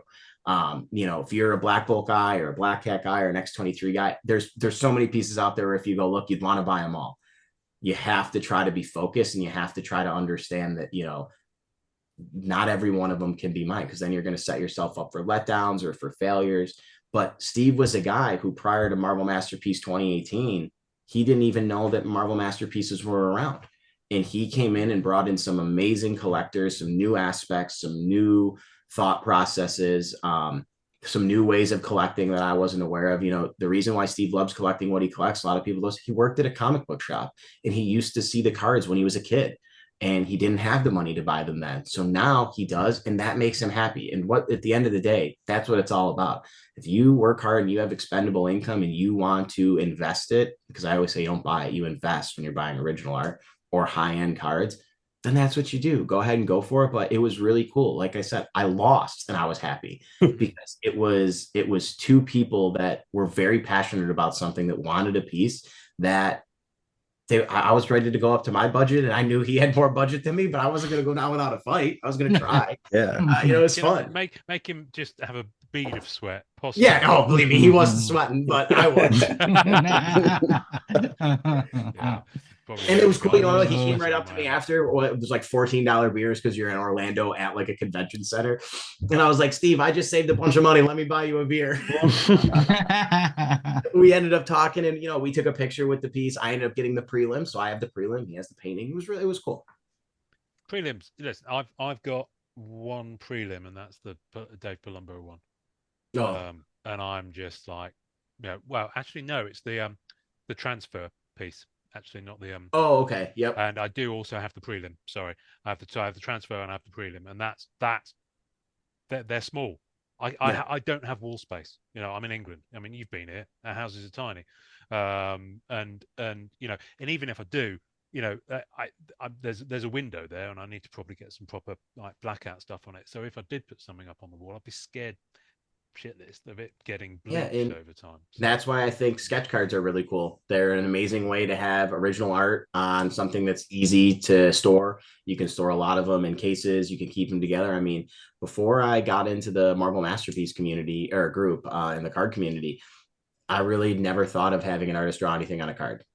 It never, the smallest thing I would have ever thought was a blank comic book, because that's how I started with my original art. And then I was like, wow, these are really cool. And then I remember seeing puzzle piece sketches for the first time. I'm like, wait a second, somebody took 4 cards and made them a square and drew the whole thing. So it was just, it was really cool for me to see all that stuff for the first time, which now I kind of think is like common. But it's really cool. I didn't know anything about Marvel what is it, Premiere, Keith, the ones with the booklets, like I saw you posted the tins. Like, I didn't realize, because I only ever bought Marvel Masterpiece when they first released after that, that like it was only that in the tin. That was it. There was no other like cards or anything. I was like, wow, this is like a unique way to launch something. So it showed me a lot of, like different ways to collect and different ways, people are building their own versions of the perfect collection. And that's what it's all about. Yeah. How were you, as soon as you brought up sketch cards, how is your, because when you might remember I did this when back in, because I was keen, I had more time on my hands. Back when Masterpieces 2018 came out, I did this thing where obviously EPAC, and I think people pretty much guessed that EPAC was going to be about 50-50 of the release, and I think for that set that was probably right, and there was some far brainier people than me crunch some numbers, and it was pretty accurate. So I did this thing where I asked everyone in the group how many physical boxes they'd broken to try and figure out what percentage of physical product MMC members had bought, and it was up there. I'd say the people in MMC probably bought at least 20% of the physical product that had come out. We bought a lot. I know I bought a lot. I know. Yeah, well, I'm not going to say the number, but I've got the spreadsheet up on my screen, and I know how many boxes you put yourself down for. And I think at the time you told me not to tell anyone, so I didn't. And I remember that. But and I think that number's increased too. I expect it probably has over these. So obviously you would have broken a lot of those boxes. So I've got a real itch. You'd have broken a lot of those boxes, and that would have been one sketch a box at that time. So you would have seen an awful lot of different types of sketches. So what's your was that your first experience of seeing them when you were breaking those boxes? Yep. And what's your kind of journey and your relationship been with sketch cards since then? Do you collect them in any way other than the artists? I don't really. I know I don't collect them anymore. I'm just I like big art, and I cannot lie. So I just that's just the way I go. 18 by 24 is. I might have to use that as the episode name. That's the episode title, right? You can have. Oh yeah. I just think if I have a lot of wall space. I designed my house that way when I put the addition on. I have 2 sliding glass doors that I built a cathedral ceiling of that have, multiple wall space above each of them on each side, specifically for that. Because I really enjoy looking at paintings. That's like whenever I travel anywhere, I try to go to an art museum. I try to see a sculpture or something, of note, because I think I'm normally pretty good at most things, and I try to draw all the time, and I'm so bad at it. I try to paint. I did a paint night the other day. By the way, I was, blasted off like 20 high noons, but what the painting turned out to be was just horrendous. So, I mean, like, I really appreciate, the art. And I feel like, there's portfolio collectors that just buy things, slide them in a portfolio, and they are kind of just there. I know guys that are portfolio collectors that, bring out their portfolio once a month and go through them. I just like to have my stuff on the wall. Costs a lot more money because you got to get everything framed and have the proper glass, but to me, it's worth it. And it's something that, as I walk through the door, the doorways of my house each day, they make me happy. So that's kind of how I do it. But back to the sketch card thing is my relationship with sketch cards is, I don't know. They're very odd to me, to be honest. I'm a straight shooter. Yeah. Keith knows me, Josh knows me, and we know each other a little bit. Wesley, Jason, I don't mean to offend anybody when I say, but I'm just going to say my piece here. There's people that are in these that shouldn't be in them. They're brutal. Like, they're not good artists. I don't know what else to say. And when you're spending that amount of money on a box of cards, there should be some form of qualifications that have to be hit for you to be inputted. Now I'm going to give you another aspect of it. Simone was upset at some of the levels of sketch cards that were next to his cards. He's like, I put 18 months of my entire life into this. My blood, sweat, and tears of every painting, and this guy gets to put a stick figure in there. Like, that's not okay. Like, he, what I said earlier about the perception of his artwork. Why would something like that be allowed to be next to his artwork, where he's had to do 30 years of hard work in grinding in the comic industry to get to do a set like this? And then they give guys 12 sketch cards that rush 4 of them, and the other 6 they keep, and they just get thrown in there. So for me, not a big sketch card guy. Now, a couple guys off the top of my mind, like I can remember, like Charlie Cody, I think is one of his names. Yeah, insane. Ash insane. There, I want to say there's levels to this with everything. Yeah. But Lydia Lee, I mean, there are some that are go without saying, but as you can tell, those are the three that pop into my mind because their artwork is great. I'm not saying there's not a lot of other great artists out there. I've seen guys that are in the group starting to do art, and they're better than some of them that are in the set. They are, hands down.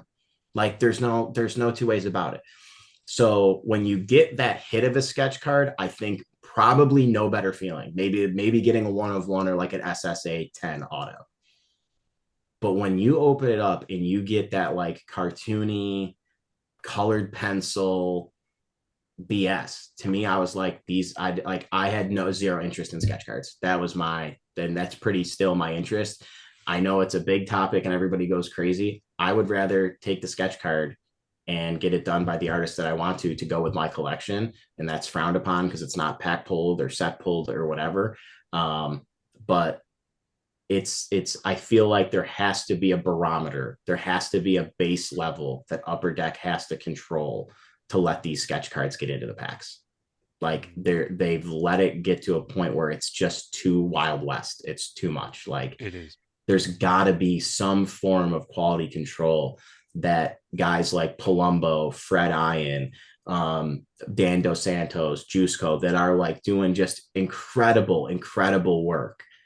And then I'm not saying some of these guys aren't putting their heart and soul into it, by the way. There is just levels to this. It's just like a black and white thing. It has nothing to do with how good they are as a person, how kind they are. I'm not taking a shot at anybody's character by any means, but there has to be some form of a litmus test to get into these, in my opinion. So sketch cards, I've really taken a step back from, and I've tried to focus on finding, and by the way, another thing that a lot of people don't understand is like the printed list for sketch cards. Like if Simone emailed Upper Deck, and I don't know what the next set coming out is, something, I don't know, and said, I want to be a part of that set as far as sketch cards, they'll mail him the sketch cards. So he has them, but if he doesn't do it because he has a comic cover or a deadline or whatever, he still has the blanks. So he's not officially on the set list, but those blanks came from Upper Deck right to his address. Right. People don't understand that. People don't want to view that this blank, because his name is not on this list, isn't a real blank from Upper Deck or whatever it is. But like I said earlier, the cog behind that makes everything go is very confusing. Yeah. And it's not what everyone thinks. So when people have said to me, well, that's a fake sketch card, I'm like, you're absolutely insane. Yeah. You have no idea what you're talking about. You think you know because that's what you're told, but you don't see the emails. You don't see the back end of, hey, by the way, this set is due in 3 weeks for Marvel Platinum or Premiere. I'm sorry. Here's all of them. Do as many of them as you can. That's what happened to Simone. He got them 3 weeks before they had to be put in the foil. Guys, 21 days on top of his already jobs. So when I saw people complaining that things weren't done on the back or whatever, I told Simone, just don't do them. Don't do them. Let everybody else not have your art available in a pack. When you're going to hear negative stuff about you don't know the backstory. You don't know how it goes. I still, people ask me all the time, Simone posted a video. He signed from Fleer Ultra Avengers, some Venoms when he was coming out of the egg. He signed 15 of them, or 63 of them, or whatever the number was. We still don't know where they are. I don't know if they're going to be an e-pack. I don't know where they're going to, nobody tells you anything. So when people want to comment like he didn't put his best effort in, or this was different, or this wasn't an official blank, yes, they are. You just don't know that. You just don't know where they came from. Yeah. No, the blanks thing is interesting, and there's been a lot of this. I think the fairest way to say it is disturbance in the force. There's been other content out about this. My relationship with sketch cards is probably coming to an end anyway, just because my collecting tastes have moved on, and I've already downsized my collection. I'm probably about to downsize it again. At one point, didn't you have like a couple hundred though? I had a couple of hundred. I narrowed it down to 79, and I've probably got about another 20 that are still on eBay. One's just made its way. In fact, one is behind Wesley there. Nice. Foreman, dual panel. You see, a lot of the people, I've been having a good think about this because there was a lot of posts a couple of weeks ago, and they got a bit passionate. Probably No, the I polite actually way. will say I read a lot of those. Yeah, I actually thought and there were good some on really us good points. There were because some really good nobody points. freaked out. There was like No, 100 comments, Hmm. 100 plus, and when you It was a have great that conversation. many people saying that many opinions, it's very hard for people not to just Go overboard. pop Yeah, off. yeah. Yep. And I felt like Shocking. there Shocking were- that no one was banned. And Yeah, there were it was. great points on both ends. I Yeah. get it. I mean, Yeah. I understand it. It's Yeah. a pointed argument on either end. Well, the space that I think the people who are really, really like in bed with sketch cards, and when I say in bed, you've seen the movie Indecent Proposal, yeah, where Demi Moore's rolling around in all those dollar bills. Oh, yeah. That was probably good, more than Demi, one too. dollar They're bill in the than sketch one. card. Yeah, seriously, Jesus. there are collectors who could do that if they chose, and I will let you in your own time visualize those people rolling around in sketch cards without any clothes on, a la Demi Moore. You go for It's a it. great visual. But Matt Fuller, if you're listening, please make that happen. Yeah. But the people that are really into sketch cards, and there's no problem with this whatsoever, and I started when I started like collecting black cards, I started with sketch cards. And that was my thing. When we spoke to Warren Martinek for episode 100, by the way, it's episode 200 in a few weeks, guys. What the fuck? Oh, you guys are climbing. What the fuck? Episode 200. Where's the time go? But yeah, Warren Martinek spoke about the fact that he would do that curation and kind of litmus test of artists who wanted to be in sketch cards, and he would give them advice, and they'd submit stuff, and not everyone would be, so he was kind of the art director, I guess, the gatekeeper. Yep. As well as doing an inordinately high amount of really, really high. And Warren Martinek, he's a guy you'd be happy to see alongside Simone's work, for example. He's amazing, but he doesn't work on Upper Deck sets, as far as I'm aware. I don't think he ever has. I think he's always been Rittenhouse anyway. And he was kind of, as well as being an artist he was kind of working at Rittenhouse doing that job.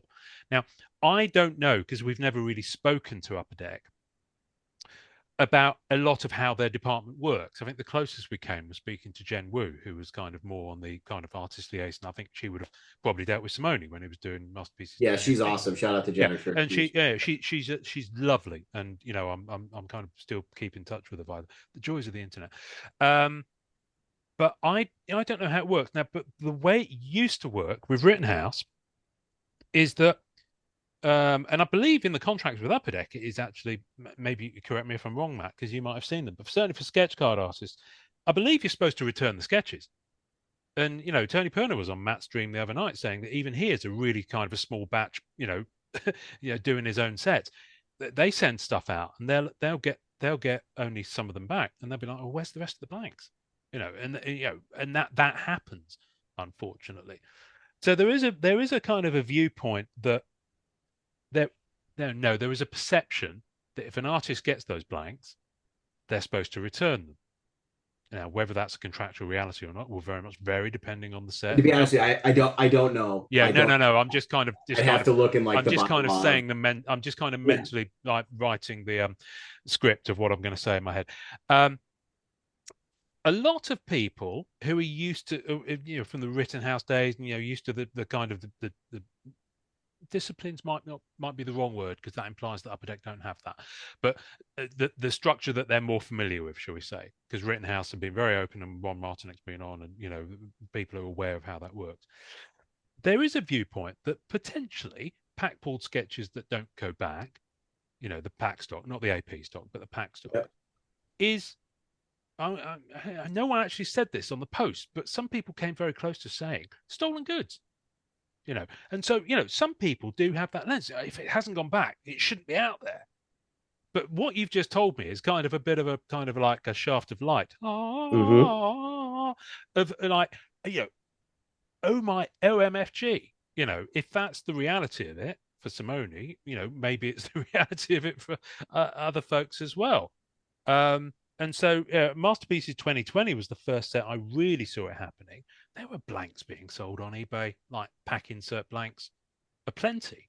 Right. Now I don't know if that that applies to everyone. I have no idea. Yeah, that's the thing. I don't know.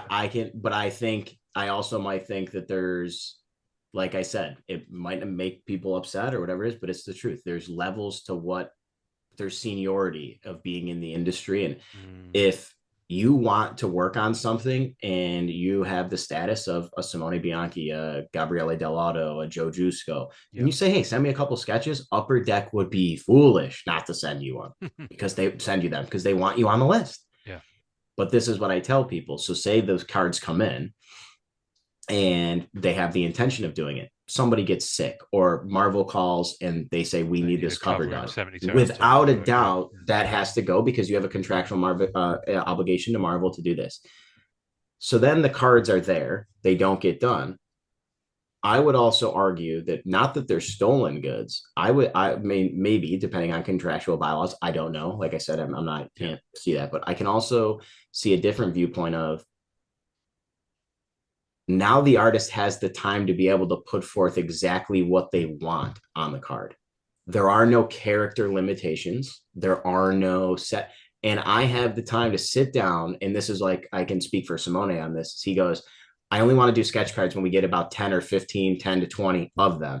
Because once I get in sketch card mode, I'm in it and I can go. He goes like, when he does like the ones that we just did, he does all of those back to back to back to back to back. Cause he's like, Matt, I cannot go from 18 by 24 poster to 2x3. It's not going to be a good representation for my work. So what he'll do is he actually has like literally cut out pieces of like paper. He'll do sketches on them for layouts of just things in his mind to get them to be that size, 3 or 4 of them. And like, they're just like circle, line, web, they're very rough, but he's in his mind, he already sees it done. And he's like, okay, now I can go to the sketch card. And then he starts with a pencil on this one, then a pencil on this one, then a pencil on this one. Then he goes back and he does another 3, pencil, pencil, pencil. So now he's got 6. He'll go back to the first 3 and paint. Then he picks up the next 3 and he paints those 3. Then those 6 are done. And it's very interesting. It's a time frame and a space that he's comfortable in doing them, which is going to lead to the best art. I think the sanctity of the set argument, I completely understand. That's the one that resonates with me the most. I get that. But I don't collect cards as much as I used to. I favor original art. And if the thing says AP, it doesn't say AP, it has no border, it's painted over, it doesn't bother me. If the art on there is beautiful, that's what I care about. And when we have guys that are literally color penciling stuff that are like my, 7th grade nephew can do, and they're going into a set, then the box is, $500. And I can pay for an $800 commission from an artist who's a legend and get exactly what I want. I see that side of the opportunity too. So it's a give and take. I don't think, to be honest with you, either side's right. Oh, there's no right answer. It's all subjective. No, that's the thing. I was going to say, I think you said it best. It's just change. So it's a disturbance in the force, and change isn't always bad and it's not always good. It's about what you can make of it. And I think the community, very humble opinion of mine, the community just has to maybe take a step back and see where it lands first. And we need to see what Upper Deck, if there was a major problem here, guys, Upper Deck would have addressed it by now. Like, they would have said, we're not getting our blanks back. Everyone give them back. If you don't give them back, you're off the sets.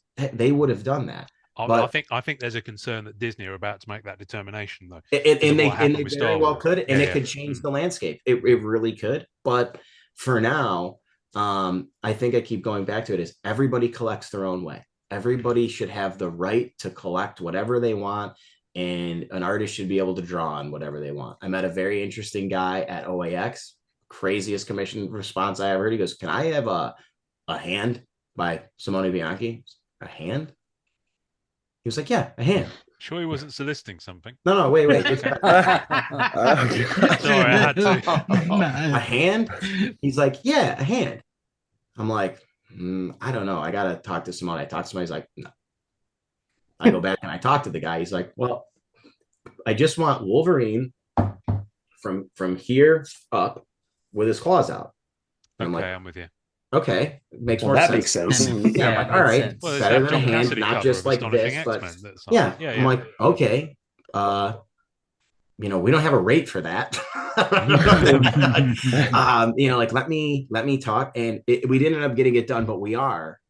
And because when he told me this, I was like, holy shit, dude. Oh, sorry. That's what swear. I'm like, holy crap, dude. Yeah, you swear if you want. I've I'm stopped like, censoring I'm you. sorry, I swear all the time. I'm like, holy crap, dude, this is an amazing story. I'm gonna go back. And then like the collector in me kicks in. I'm like, I'm gonna fight with him to get this done because this is awesome. Yeah. And he ended up agreeing to it, and we're gonna get it done for August. This guy is a hand surgeon and he loves Marvel comics. And in his office, he has his favorite artist do just like hands and arms of their favorite character, and he has them throughout his office. So like he had a Barry Windsor Smith Weapon X, he had a Mike Mignola Right Hand of Doom, a Doctor Doom gauntlet, a Wolverine with claws out, Cyclops with the glove on. I'm like, holy crap, dude. What an amazing way to collect. He's like, yeah, I have 9x12s, 11x17s. I have a couple cards, whatever I can get. First knee-jerk reaction, this dude's bizarre. Right. After a 10-minute conversation with him, who am I to tell him that getting it on a card, on a piece of paper, on a napkin, whatever he wanted, that is an amazing story. He's like, when I was in medical school, I was reading comic books. That's what I saved up my money for. Now that all the kids that come in with broken arms and hands, they love my office. I'm like, this guy's a legend. This guy is so cool. And like when he first came up to me, I'm like, this dude's bizarre. Like, I don't really like this guy. It's interesting.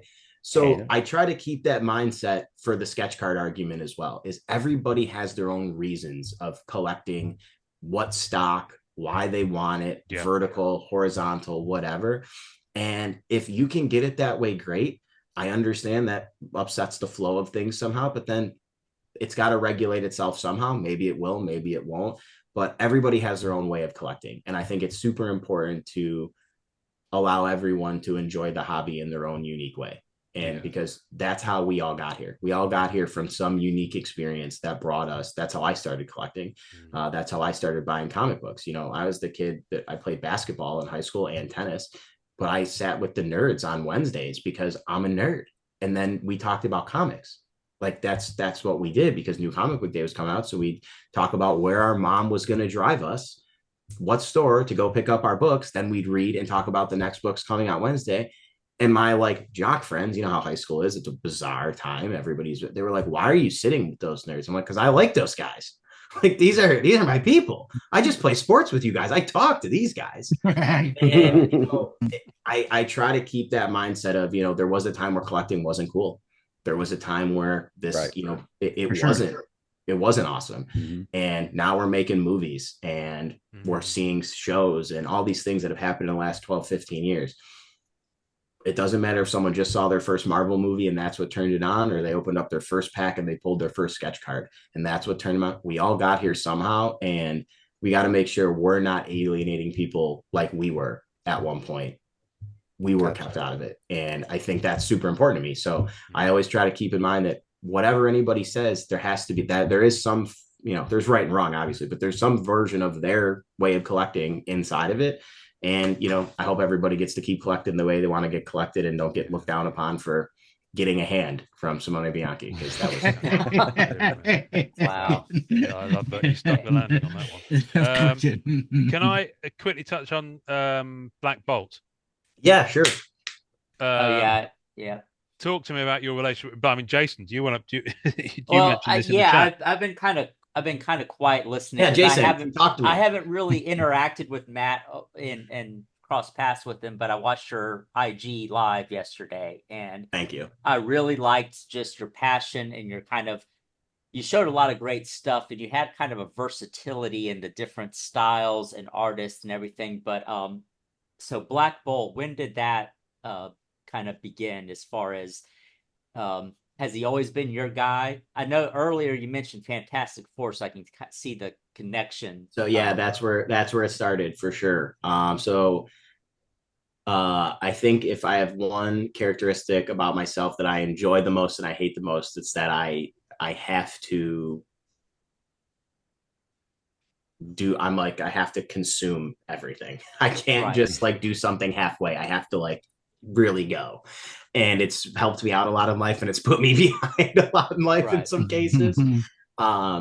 So when I really started deciding I was going to trim down my variant collection and I wanted to go into one direction, I had a really couple big decisions to make. I was either going to go the Avengers route, I was going to go the X-Men route, or I was going to go the Fantastic Four route.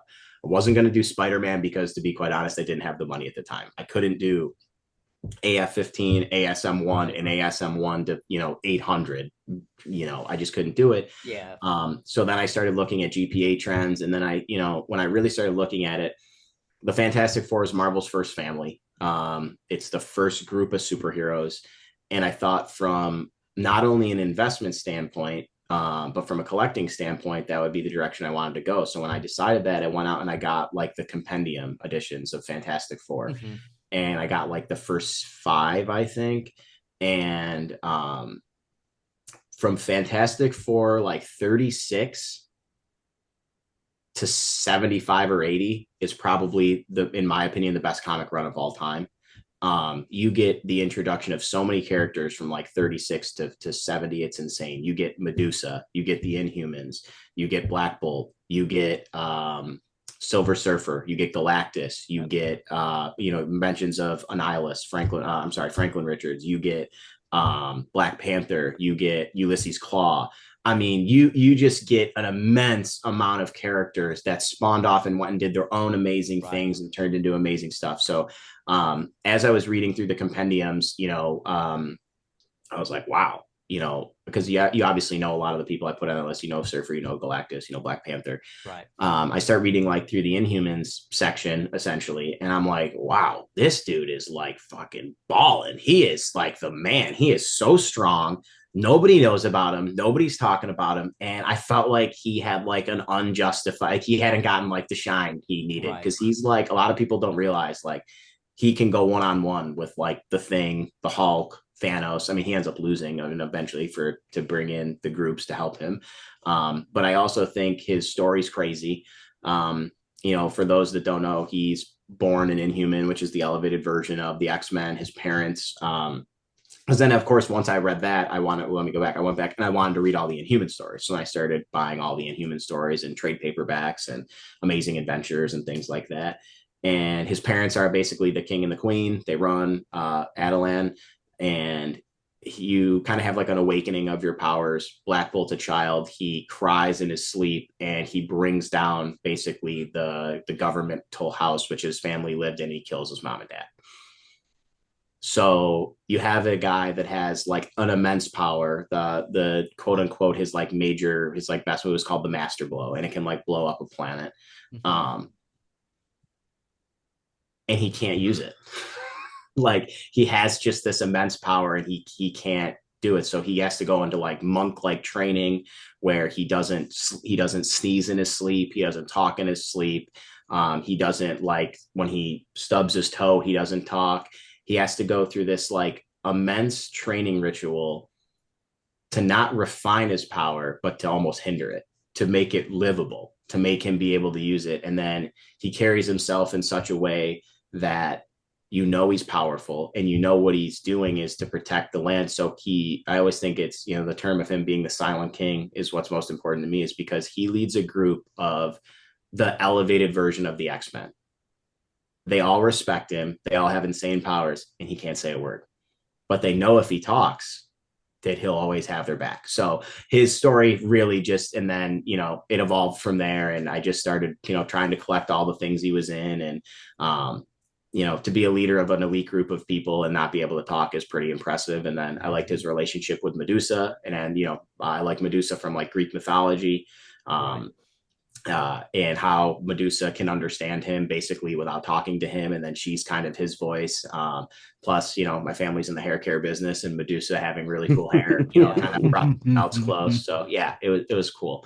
But then I realized that there weren't a lot of like Black Bolt fans out there, and I was able to get some like amazing art for very cheap prices. And once again, back to the commission thing, very honestly, when I ask people to do Black Bolt, 9 times out of 10, they're like, oh, I haven't drawn him in a long time, I'd love to draw him. Or like, oh man, I've never drawn him, I've always wanted to. Because he's Simone says it all the time, he's perfect for anatomy, because he's not Superman that's supposed to be huge, or Hulk. That's why he's like Silver Surfer in that aspect, where he has perfect anatomy, and it's a really good chance for an artist to like flex their skills on something like that. And I also love that his costume hasn't changed very much since he's been initiated. Everybody else has gone through 25 different remakes of their costume, and he's just been tried and true and classic throughout his from his comic debut to now. So it's been really cool, and that's kind of how I got started on him, for sure. Okay. Yeah, I was just curious as far as if it was from the comics. I know my first introduction to him was actually the 1994 Marvel Masterpiece card set with the Hildebrands, and reading the back of it. But yeah, he's always been an interesting character to me. What was your first original Black Bolt piece you picked up? Was it Royals number one cover prelim by Simone? Nice. Yeah, it has Black Bolt like this, and he's like about to scream, and back behind him is Gorgon, who's like his right hand man. He's like the centaur, like half horse. Right. And I bought it in 2017, and it's like one of the ones where it's like got the washes and the tones, because Simone's prelims are like insane. And every year in one of the original art groups of Facebook that I'm in, that's Simone and Gloria remember selling it to an Italian collector, but they have no idea where it went. And the prelim just made it because nobody else really liked Black Bolt or Gorgon. Right. So it was like 3 years prior. So every year in February on my birthday, so I just made it, I just put a picture of the cover. I'm like, if anybody knows where this is, please let me know. It's like, I'm hoping someday some guy logs on. It'll pay off sooner or later. I have that. I'll sell it to you. Yeah. Well, I can spread the word. I can put it on the show notes. Yeah. So, Royals number one. If you ever see it, let me know. I'll give you a finder's fee. I very recently discovered that there's a signed card that Simone did of Black Bolt from Fleer Retro, is it? Yeah. Yeah. And I've just recently become aware of the fact that exists. So I'm going to be tracking that one down, because I might have one if you need. I could mail it to you. Well, let's talk. Let's talk. When I say I have one, I think I have like 7 or 8. I know exactly what you're going to say. I mean, my I'm going to do a bit of show and tell. Sorry, Jason. I've got to do this while we're on it. I bought this in group. No, I'm good. I bought this in group about 9 months ago. Someone was selling it, and I think he was selling it. It was less than $70. I got it for. So it's the Rainbow Achievement Storm. Oh yeah, with a post-match signature, aftermarket. I think the kids call that. Now, I don't know if you've ever seen one of these. Who's had the Rainbow Achievements from MM 2018? I wish they did a whole like insert like that. They're amazing. Just ridiculous. They're amazing. We're talking Fleer Ultra Spider-Man level of rainbow foiling. When they got it right. On these, and it's Storm, and it's got Simone's signature in silver ink, and it's it's just lovely. That's crazy. Absolutely. I love that card. Yeah, it's just such a cool I like those better than the see-through one. Yeah, I mean, the see-through ones are lovely. Not that they're not cool, but those ones, just when you pick them up and the light hits them like the iridescent, like the see-through one was cool, but I like that one. Yeah, that was like the coolest achievement for me. They just hit. I think it's with 2018. I've got my base set 1-81. I've got my purple tier 4. I've got the base battle, the base canvas, the base hollow, which is what I do with my MM sets. That's my set for any MM set, whatever it is. But with MM 2018, I'm going back to the well. I'm acquiring graded PSA oranges. Oh. I don't care what the grade is. I just love them slabbed because they just look so cool. They're awesome. And the oranges really work with Simone's. The purples don't quite work for me, but the oranges they kind of lift and set off the darker pieces. So I just have one orange, but I love it. Oh, it brightens the card up. It brightens the card because we've seen perfect trim. Yeah, because we've seen the original art and how much brighter it is to when Upper Deck transferred it over. I mean, I've got this beautiful Sabertooth one. Oh, look at that! Look at that! Yep, with the orange sig. Very nice. Whoa. Well, yeah, that's awesome. That's beautiful. So yeah, I'm a sucker for it. It's the gift that keeps on giving for me. This set. Keeps on giving. Well, it is, because for me, it's I started MMC, and this was the first Masterpieces release. And how about this one? Oh, that's the one. Yeah. That's awesome. Yeah, I've got a bunch of these. Oh, right. Well, we'll have a chat. I'll send you one. I need to talk to you about that Spider-Man as well. I think the only one I have Oh yes. that's a good one. That's the one I got I got lucky in that break. That is Yeah, you absolutely nailed that break as that well. is awesome. Wow. That's the card right there. Yeah. yeah. And then That- Yeah. I got the one out of 25 the other day too. Oh, the Oh, orange. wow. Oh, Nice. snap. Yeah, I've got the Gotta get this. orange and What the the? SIG. Yeah. Yeah. That's sharp. Yeah. Yeah, that is Yeah, beautiful. the original art for that one sold immediately. I know who's got it as well. I We can talked about it. imagine. Yeah. That one sold immediately. Yeah, I'm not sure. I'm not surprised. I'm not surprised. Wow. Okay. But before we let Matt go, has anyone else got any questions for Matt? Because I'm aware of the fact we've been going for 2 hours. So Keith, go for it. One, you've got not one, but now two Simones. Who will be the third? Oh, I don't know. We said the other day, you got to just be Italian and have your first name be Simone, and then we can work together. And then you come to the collective.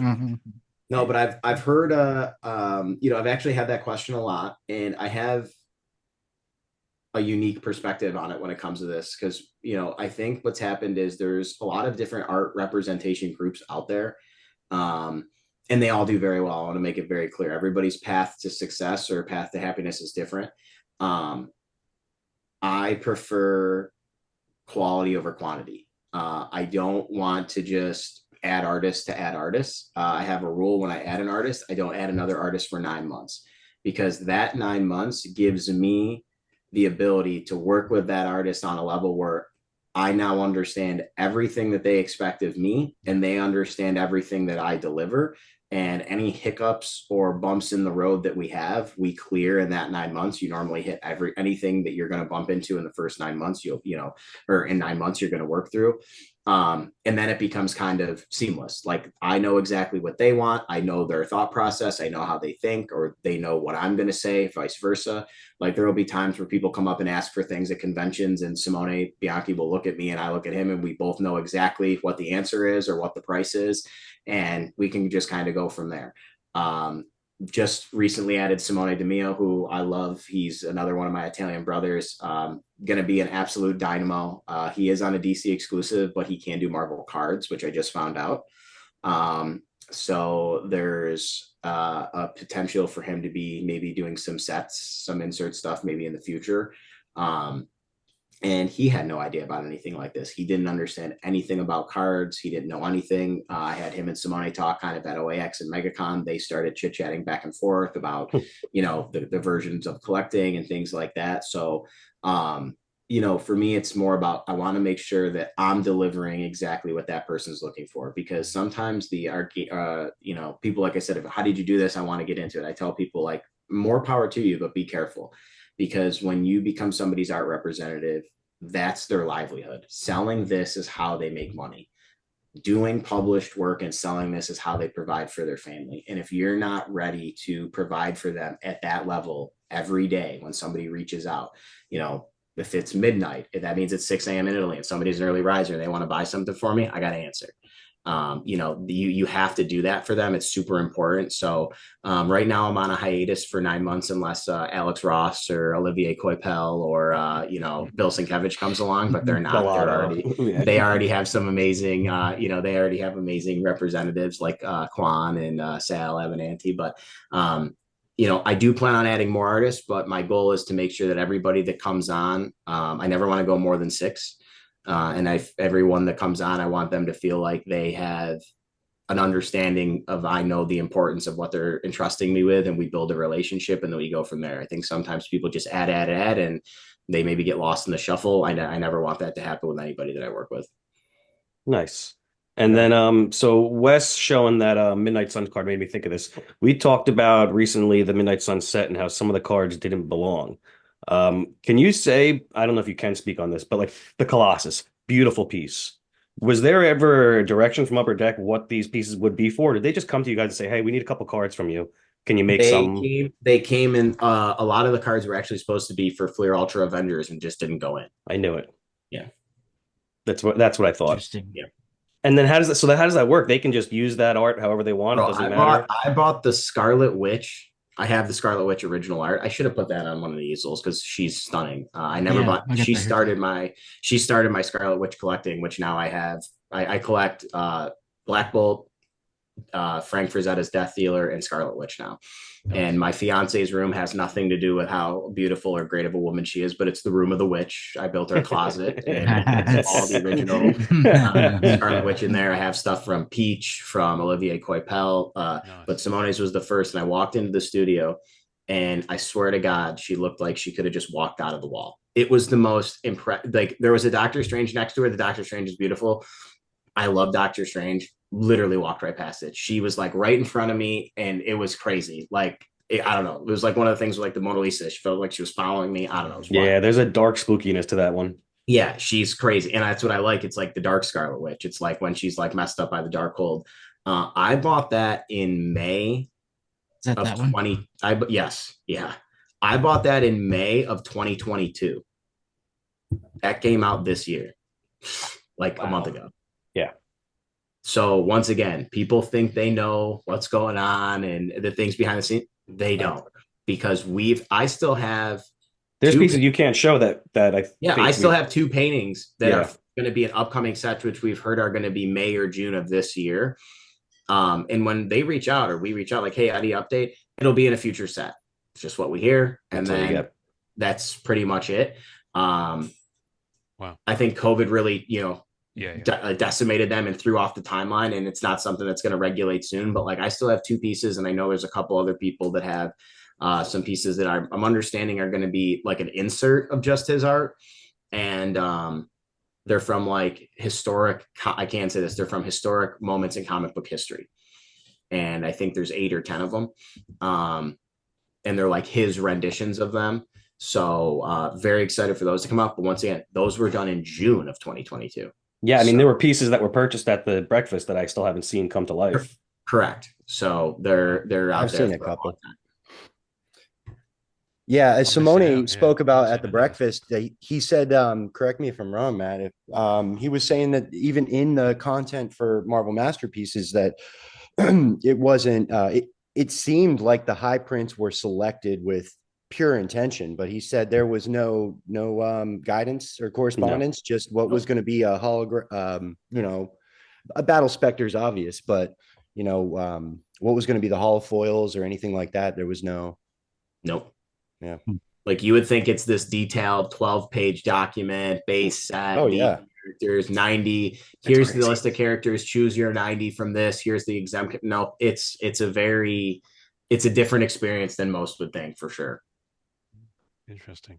I just like just getting into original art recently. Where's the best place to find it? I mean, is there what, like the site you were talking about earlier, or is that the reason it's so great because you can't find it? Or Wesley, don't go on that site, whatever you do. Yeah, the reason why I opened up my website is because original art is hard to find. And of course, being very clear, like we said, everybody has a different perspective. There want to be the original art community, the card community. We're all 95% of us, 99% of us, great people, but there are the few bad apples. And when people get bad experiences, it maybe turns them off to the hobby. So, there's very reputable art dealers that you can go to. I can give you a couple. First off, I would say myself. I just started, but I have a pretty cool website doing an update in March. What is that website, Matt? Come on. It's DitullioArtCollective.com. We'll put it in the show notes, folks, in case you have any trouble with spelling. Thank you. Appreciate it. I will text it over. But also like Anthony's comic book art. Anthony Snyder. Anthony's father was Keith. You probably know his father, Jimmy the Greek. Mm-hmm. Yeah, so Anthony's dad was Jimmy. Wow. And and Anthony had a passion his whole life for comic book art, and he took some, he took his passion away from what his dad was doing, but met amazing people, lived an amazing life. I've done a ton of business with Anthony. He has some amazing original art. Then there's Mike Berkey. He's Romita Man. So you go to romitaman.com. Mike Berkey is, one of the bigger art dealers in the world as well. Focusing primarily on Spider-Man art, John Romita. I mean, he had like ASM 100, the cover, like he had ASM 50, the cover, like ASM 13. I mean, wild stuff. Wow. Then Albert Moy, he's another one, albertmoy.com. Albert Moy has just, he reps Bruce Timm. So anybody likes Batman, the animated series or that style, amazing stuff. so there are, and then comic art fans. The best thing I can tell anybody that wants to get into original art, shout out to Bill Cox. He owns Comic Art Fans. It is just a digital gallery of community. The people that go in, you can create your own and post as much as you want, or you can just see what other people have out there. And it's one of my favorite things to do, is because every time I think I've hit a milestone with my collection, like I just did with my first Jack Kirby page that had Black Bolt on it from Amazing Adventures, I'm going to enjoy it, and I'm going to do my best to smell the roses for a couple of weeks here. And then I'm going to hop on CAF and start typing in Black Bolt again and start looking through other people's artwork, or, I send people some messages sometimes. Absolutely stunning. If this is ever for sale, please let me know. And collectors want to help out collectors. They want to make sure that if they're selling something, it goes to the proper spots. So, there's also a show. It's called Dueling Dealers of Comic Book Art. It's on every Wednesday, and it's on the CAF YouTube channel. And it's Mike Berkey versus Anthony, and it's a boxing format. So there's 12 rounds. Each person gets 2 pieces per round. So you get 24 pieces of artwork through each dealer. And there's a total of money spent. You can claim in the chat. You get invoiced the next day. And Bill, who owns CAF, he's the mediator. It is like religion at my house. Every Wednesday at 9:00, Dueling Dealers of Comic Book Art's on. It's on the big TV. I've got my computer out. And even if I don't buy anything, I just love seeing art. I love hearing them talk about where they got it, the story it came from. You see some stuff on there that you might not normally see. You see X-Men 90s, X-Men, the animated series, original painted cells. You see Mike Mignola, a playing card. He did a deck of cards, and it was like the front of the cards. Just crazy different published art that you would never see anywhere else unless on these shows or on these sites. So I just try to keep my ear to the ground. Sometimes I just Google original art, original comic book art, and I see what comes up, and I go from there. Wesley's got a glazed look over his Yeah, eyes. his eyes went bang. Wesley, I just hit you up. Another one, Wesley. Essential Sequential. That's Jason. He owns Essential Sequential. Jason reps like some amazing artists: Brian Stilfree, Sean Crystal, Nice. David Finch. I mean, those guys, like, amazing. Matteo Scalera, just some guys that are just like mind-blowingly good. And there's plenty of them. There's plenty of these companies out there that are either art rep companies that rep these artists and sell their art for them, or that are art dealers. I could send you guys a couple like Facebook links, for some groups, buy, sell, trade, some things like maybe the Marvel Masterpiece stuff. But it's really cool. And I think we're right. The major thing for me where I'm very happy is I think we're right on the cusp of comic book art being considered fine art. Like these guys that are painting, especially like a Simone, an Alex MacLeod, an Eddie Granoff, a Dell'Otto, an Alex Ross, if they painted a landscape, they'd be making hundreds of thousands of dollars. They are that good, like every painting, but they're painting superhero art, and it has that level of quality, and it's right on the cusp of it being accepted as fine art. When you see stuff like Boris and Julie Vallejo stuff at auction going for a ton of money, Frank Frazetta, every time he has an auction, it sets a new high, and we're right on the cusp of what we collect every day and what we remember as being, like I said, maybe not the cool thing, for that to start to be really considered fine art. I try to say I'm not a comic art dealer. I like fine art because the stuff that we sell is fine art, or that I buy or sell is fine art. And especially for somebody like Simone, who takes Renaissance feel, Renaissance history, Italian history, and then blends that into Spider-Man and blends that into Black Cat or into Wolverine, is crazy. And there will be a time, I think, when it's looked back in, 30, 40 years where like people are going to say, oh my God, you could buy an Alex Ross for 20,000 because it's going to be 200,000.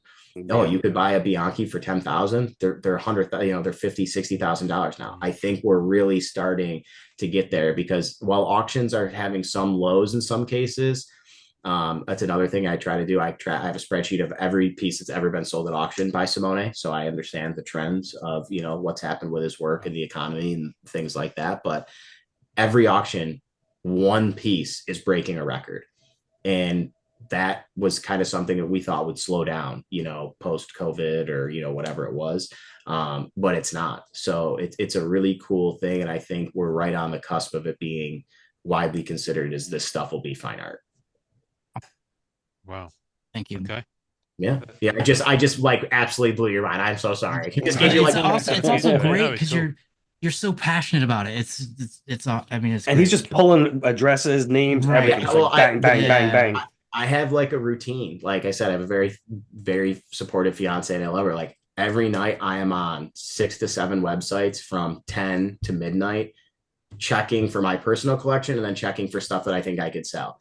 And if you're not going to be doing it, somebody else is. It's called doing your And homework. if something goes up for sale or an eBay auction's ending, like you have to be there. You have to Yeah. you have to know that, when, I'll go back to like my Kirby page. I missed one and I have no problem saying you can look up what the prices are. I missed one about a year ago that was a Jack Kirby Fantastic Four page that had Black Bolt on it.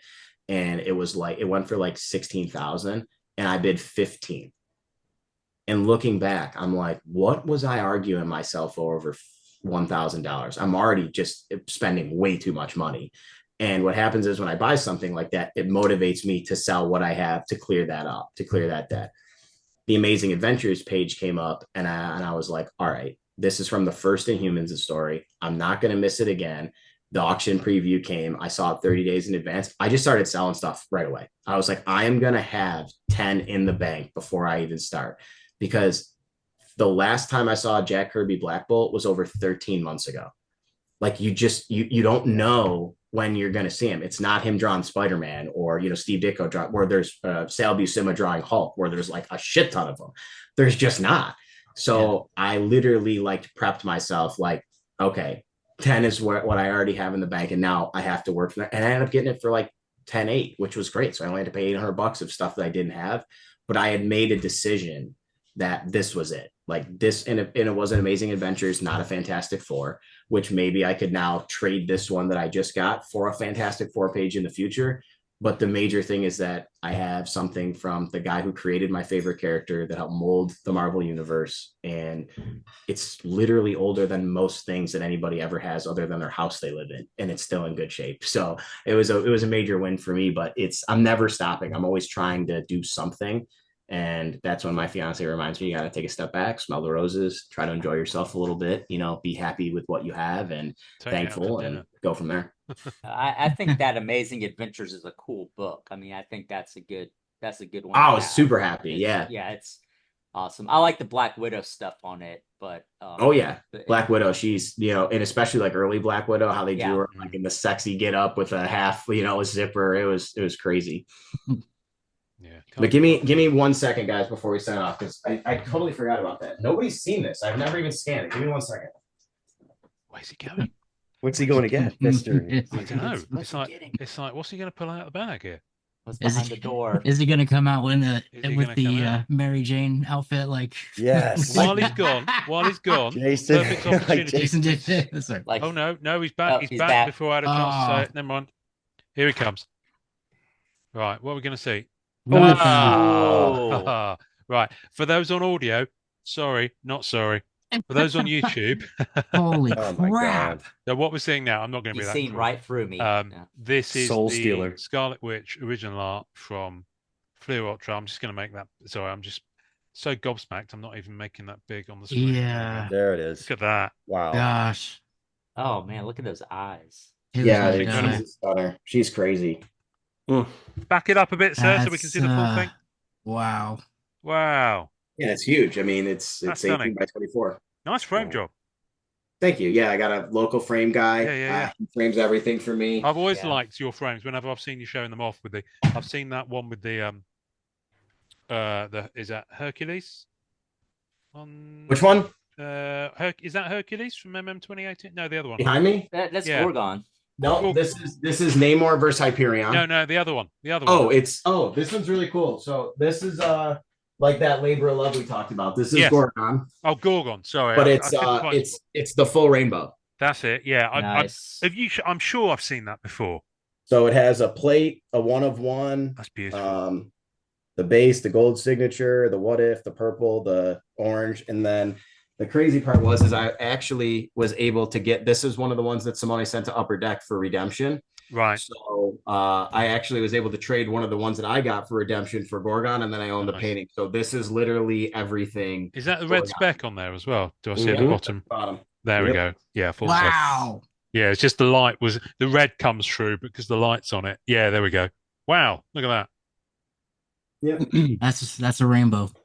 Yeah, this is it. So at one point I had all the Inhumans but Medusa, and an Italian collector had her. And I finally reached out to him and I said, like, "Are you ever going to sell this?" And he was like, "No." So then I sold Crystal because she was the only other Inhuman woman. So now I have all the Inhuman guys. I have Karanak, Gorgon, Black Bolt, and Triton. Right. Okay. There were so many of those characters. Because I don't think I've ever read Inhumans. So many of those characters were new to me from Masterpieces 2018, and that's what I love about the Masterpieces run. There were so many characters that were new from Palumbo's set. I mean, Yep. Pip the Troll. Pip the Troll. Pip the Troll. Yeah. Ego. I don't think Ego had been in a Masterpieces set at that point. Yeah, no, Ego the Living Planet. Yeah. So, and being a tier 4 character as well. I mean, hats off. Hats off. Crazy. I love it when they mix stuff up like that. Yeah. Matt, I'm gonna wrap us up because we're plus 2 hours. Yeah, I'm in. I really need a wee. And I'm sure you've got shit to get on with. So Matt, you've already said your website. Your Instagram is the same, isn't it? Yep, Ditullio Art Collective. Yep. Right. Okay. And what's next? What is there anything you can tell us about shows wise that's coming up? So I'm going to be doing Fan Expo Cleveland with Simone Bianchi. And What? then, yep. I'm in Ohio, so that's why. Yep, we'll be there at Fan Expo Cleveland, and I will also have my portfolio of stuff for sale from myself. And then the big one that we'll be doing this year, other than Lake Como, is we're going to be at Fan Expo Toronto. Me and both of the Simones will be doing a breakfast and a dinner. Nice. There might even be an option to get something from both of the Simones for breakfast and dinner, maybe like a duo piece. We're going to work on something cool like that, but that's what's next. I got a March update on the website, and that's pretty much it. Cool. Someone's phone is talking to us. Well, I'm thinking about it, Matt. I just got these guys saw this, but just got. I'm trying to do another one this year. I want to do one a year, so I'm going to see which one Simone wants to pick. We're talking about launching it in May or June. Wolverine. Yeah. that Silver Surfer. That tier 4 Wolverine. I mean, the canvas one's amazing, but the tier 4 Wolverine, for me personally, and I know people will disagree with me on this, but I don't care, is the single greatest rendition of Wolverine I think I've ever seen. Amazing. It's just, yeah. And I'm not, I like Wolverine, but I'm not mad about him. I'm not. That one's crazy. I'm go crazy, but that's how I feel about the Cyclops. It's just, the Cyclops is. I mean, let's face it, they're all good. They're all good. Matt, thank you. I appreciate this. Absolutely. Guys. I can't believe it's been taken 198 episodes to have you on because, quite frankly, like I said, you are one of the OGs from Masterpieces. If I'm welcomed back, I'll come back and do a new one. I love talking about stuff like this. It's enjoyable. More than welcome. Next one. Pleasure to meet you guys. Let's do live. And congratulations, Matt, on everything in your personal world, man. Oh, man. Thank you, guys. Appreciate it. Great story. All right, Matt. You know how we sign off our episodes. You've already said it. Enjoy collecting. There we go. Beautiful. Beautiful. Nice. He's a true professional, ladies and gentlemen. All right, guys.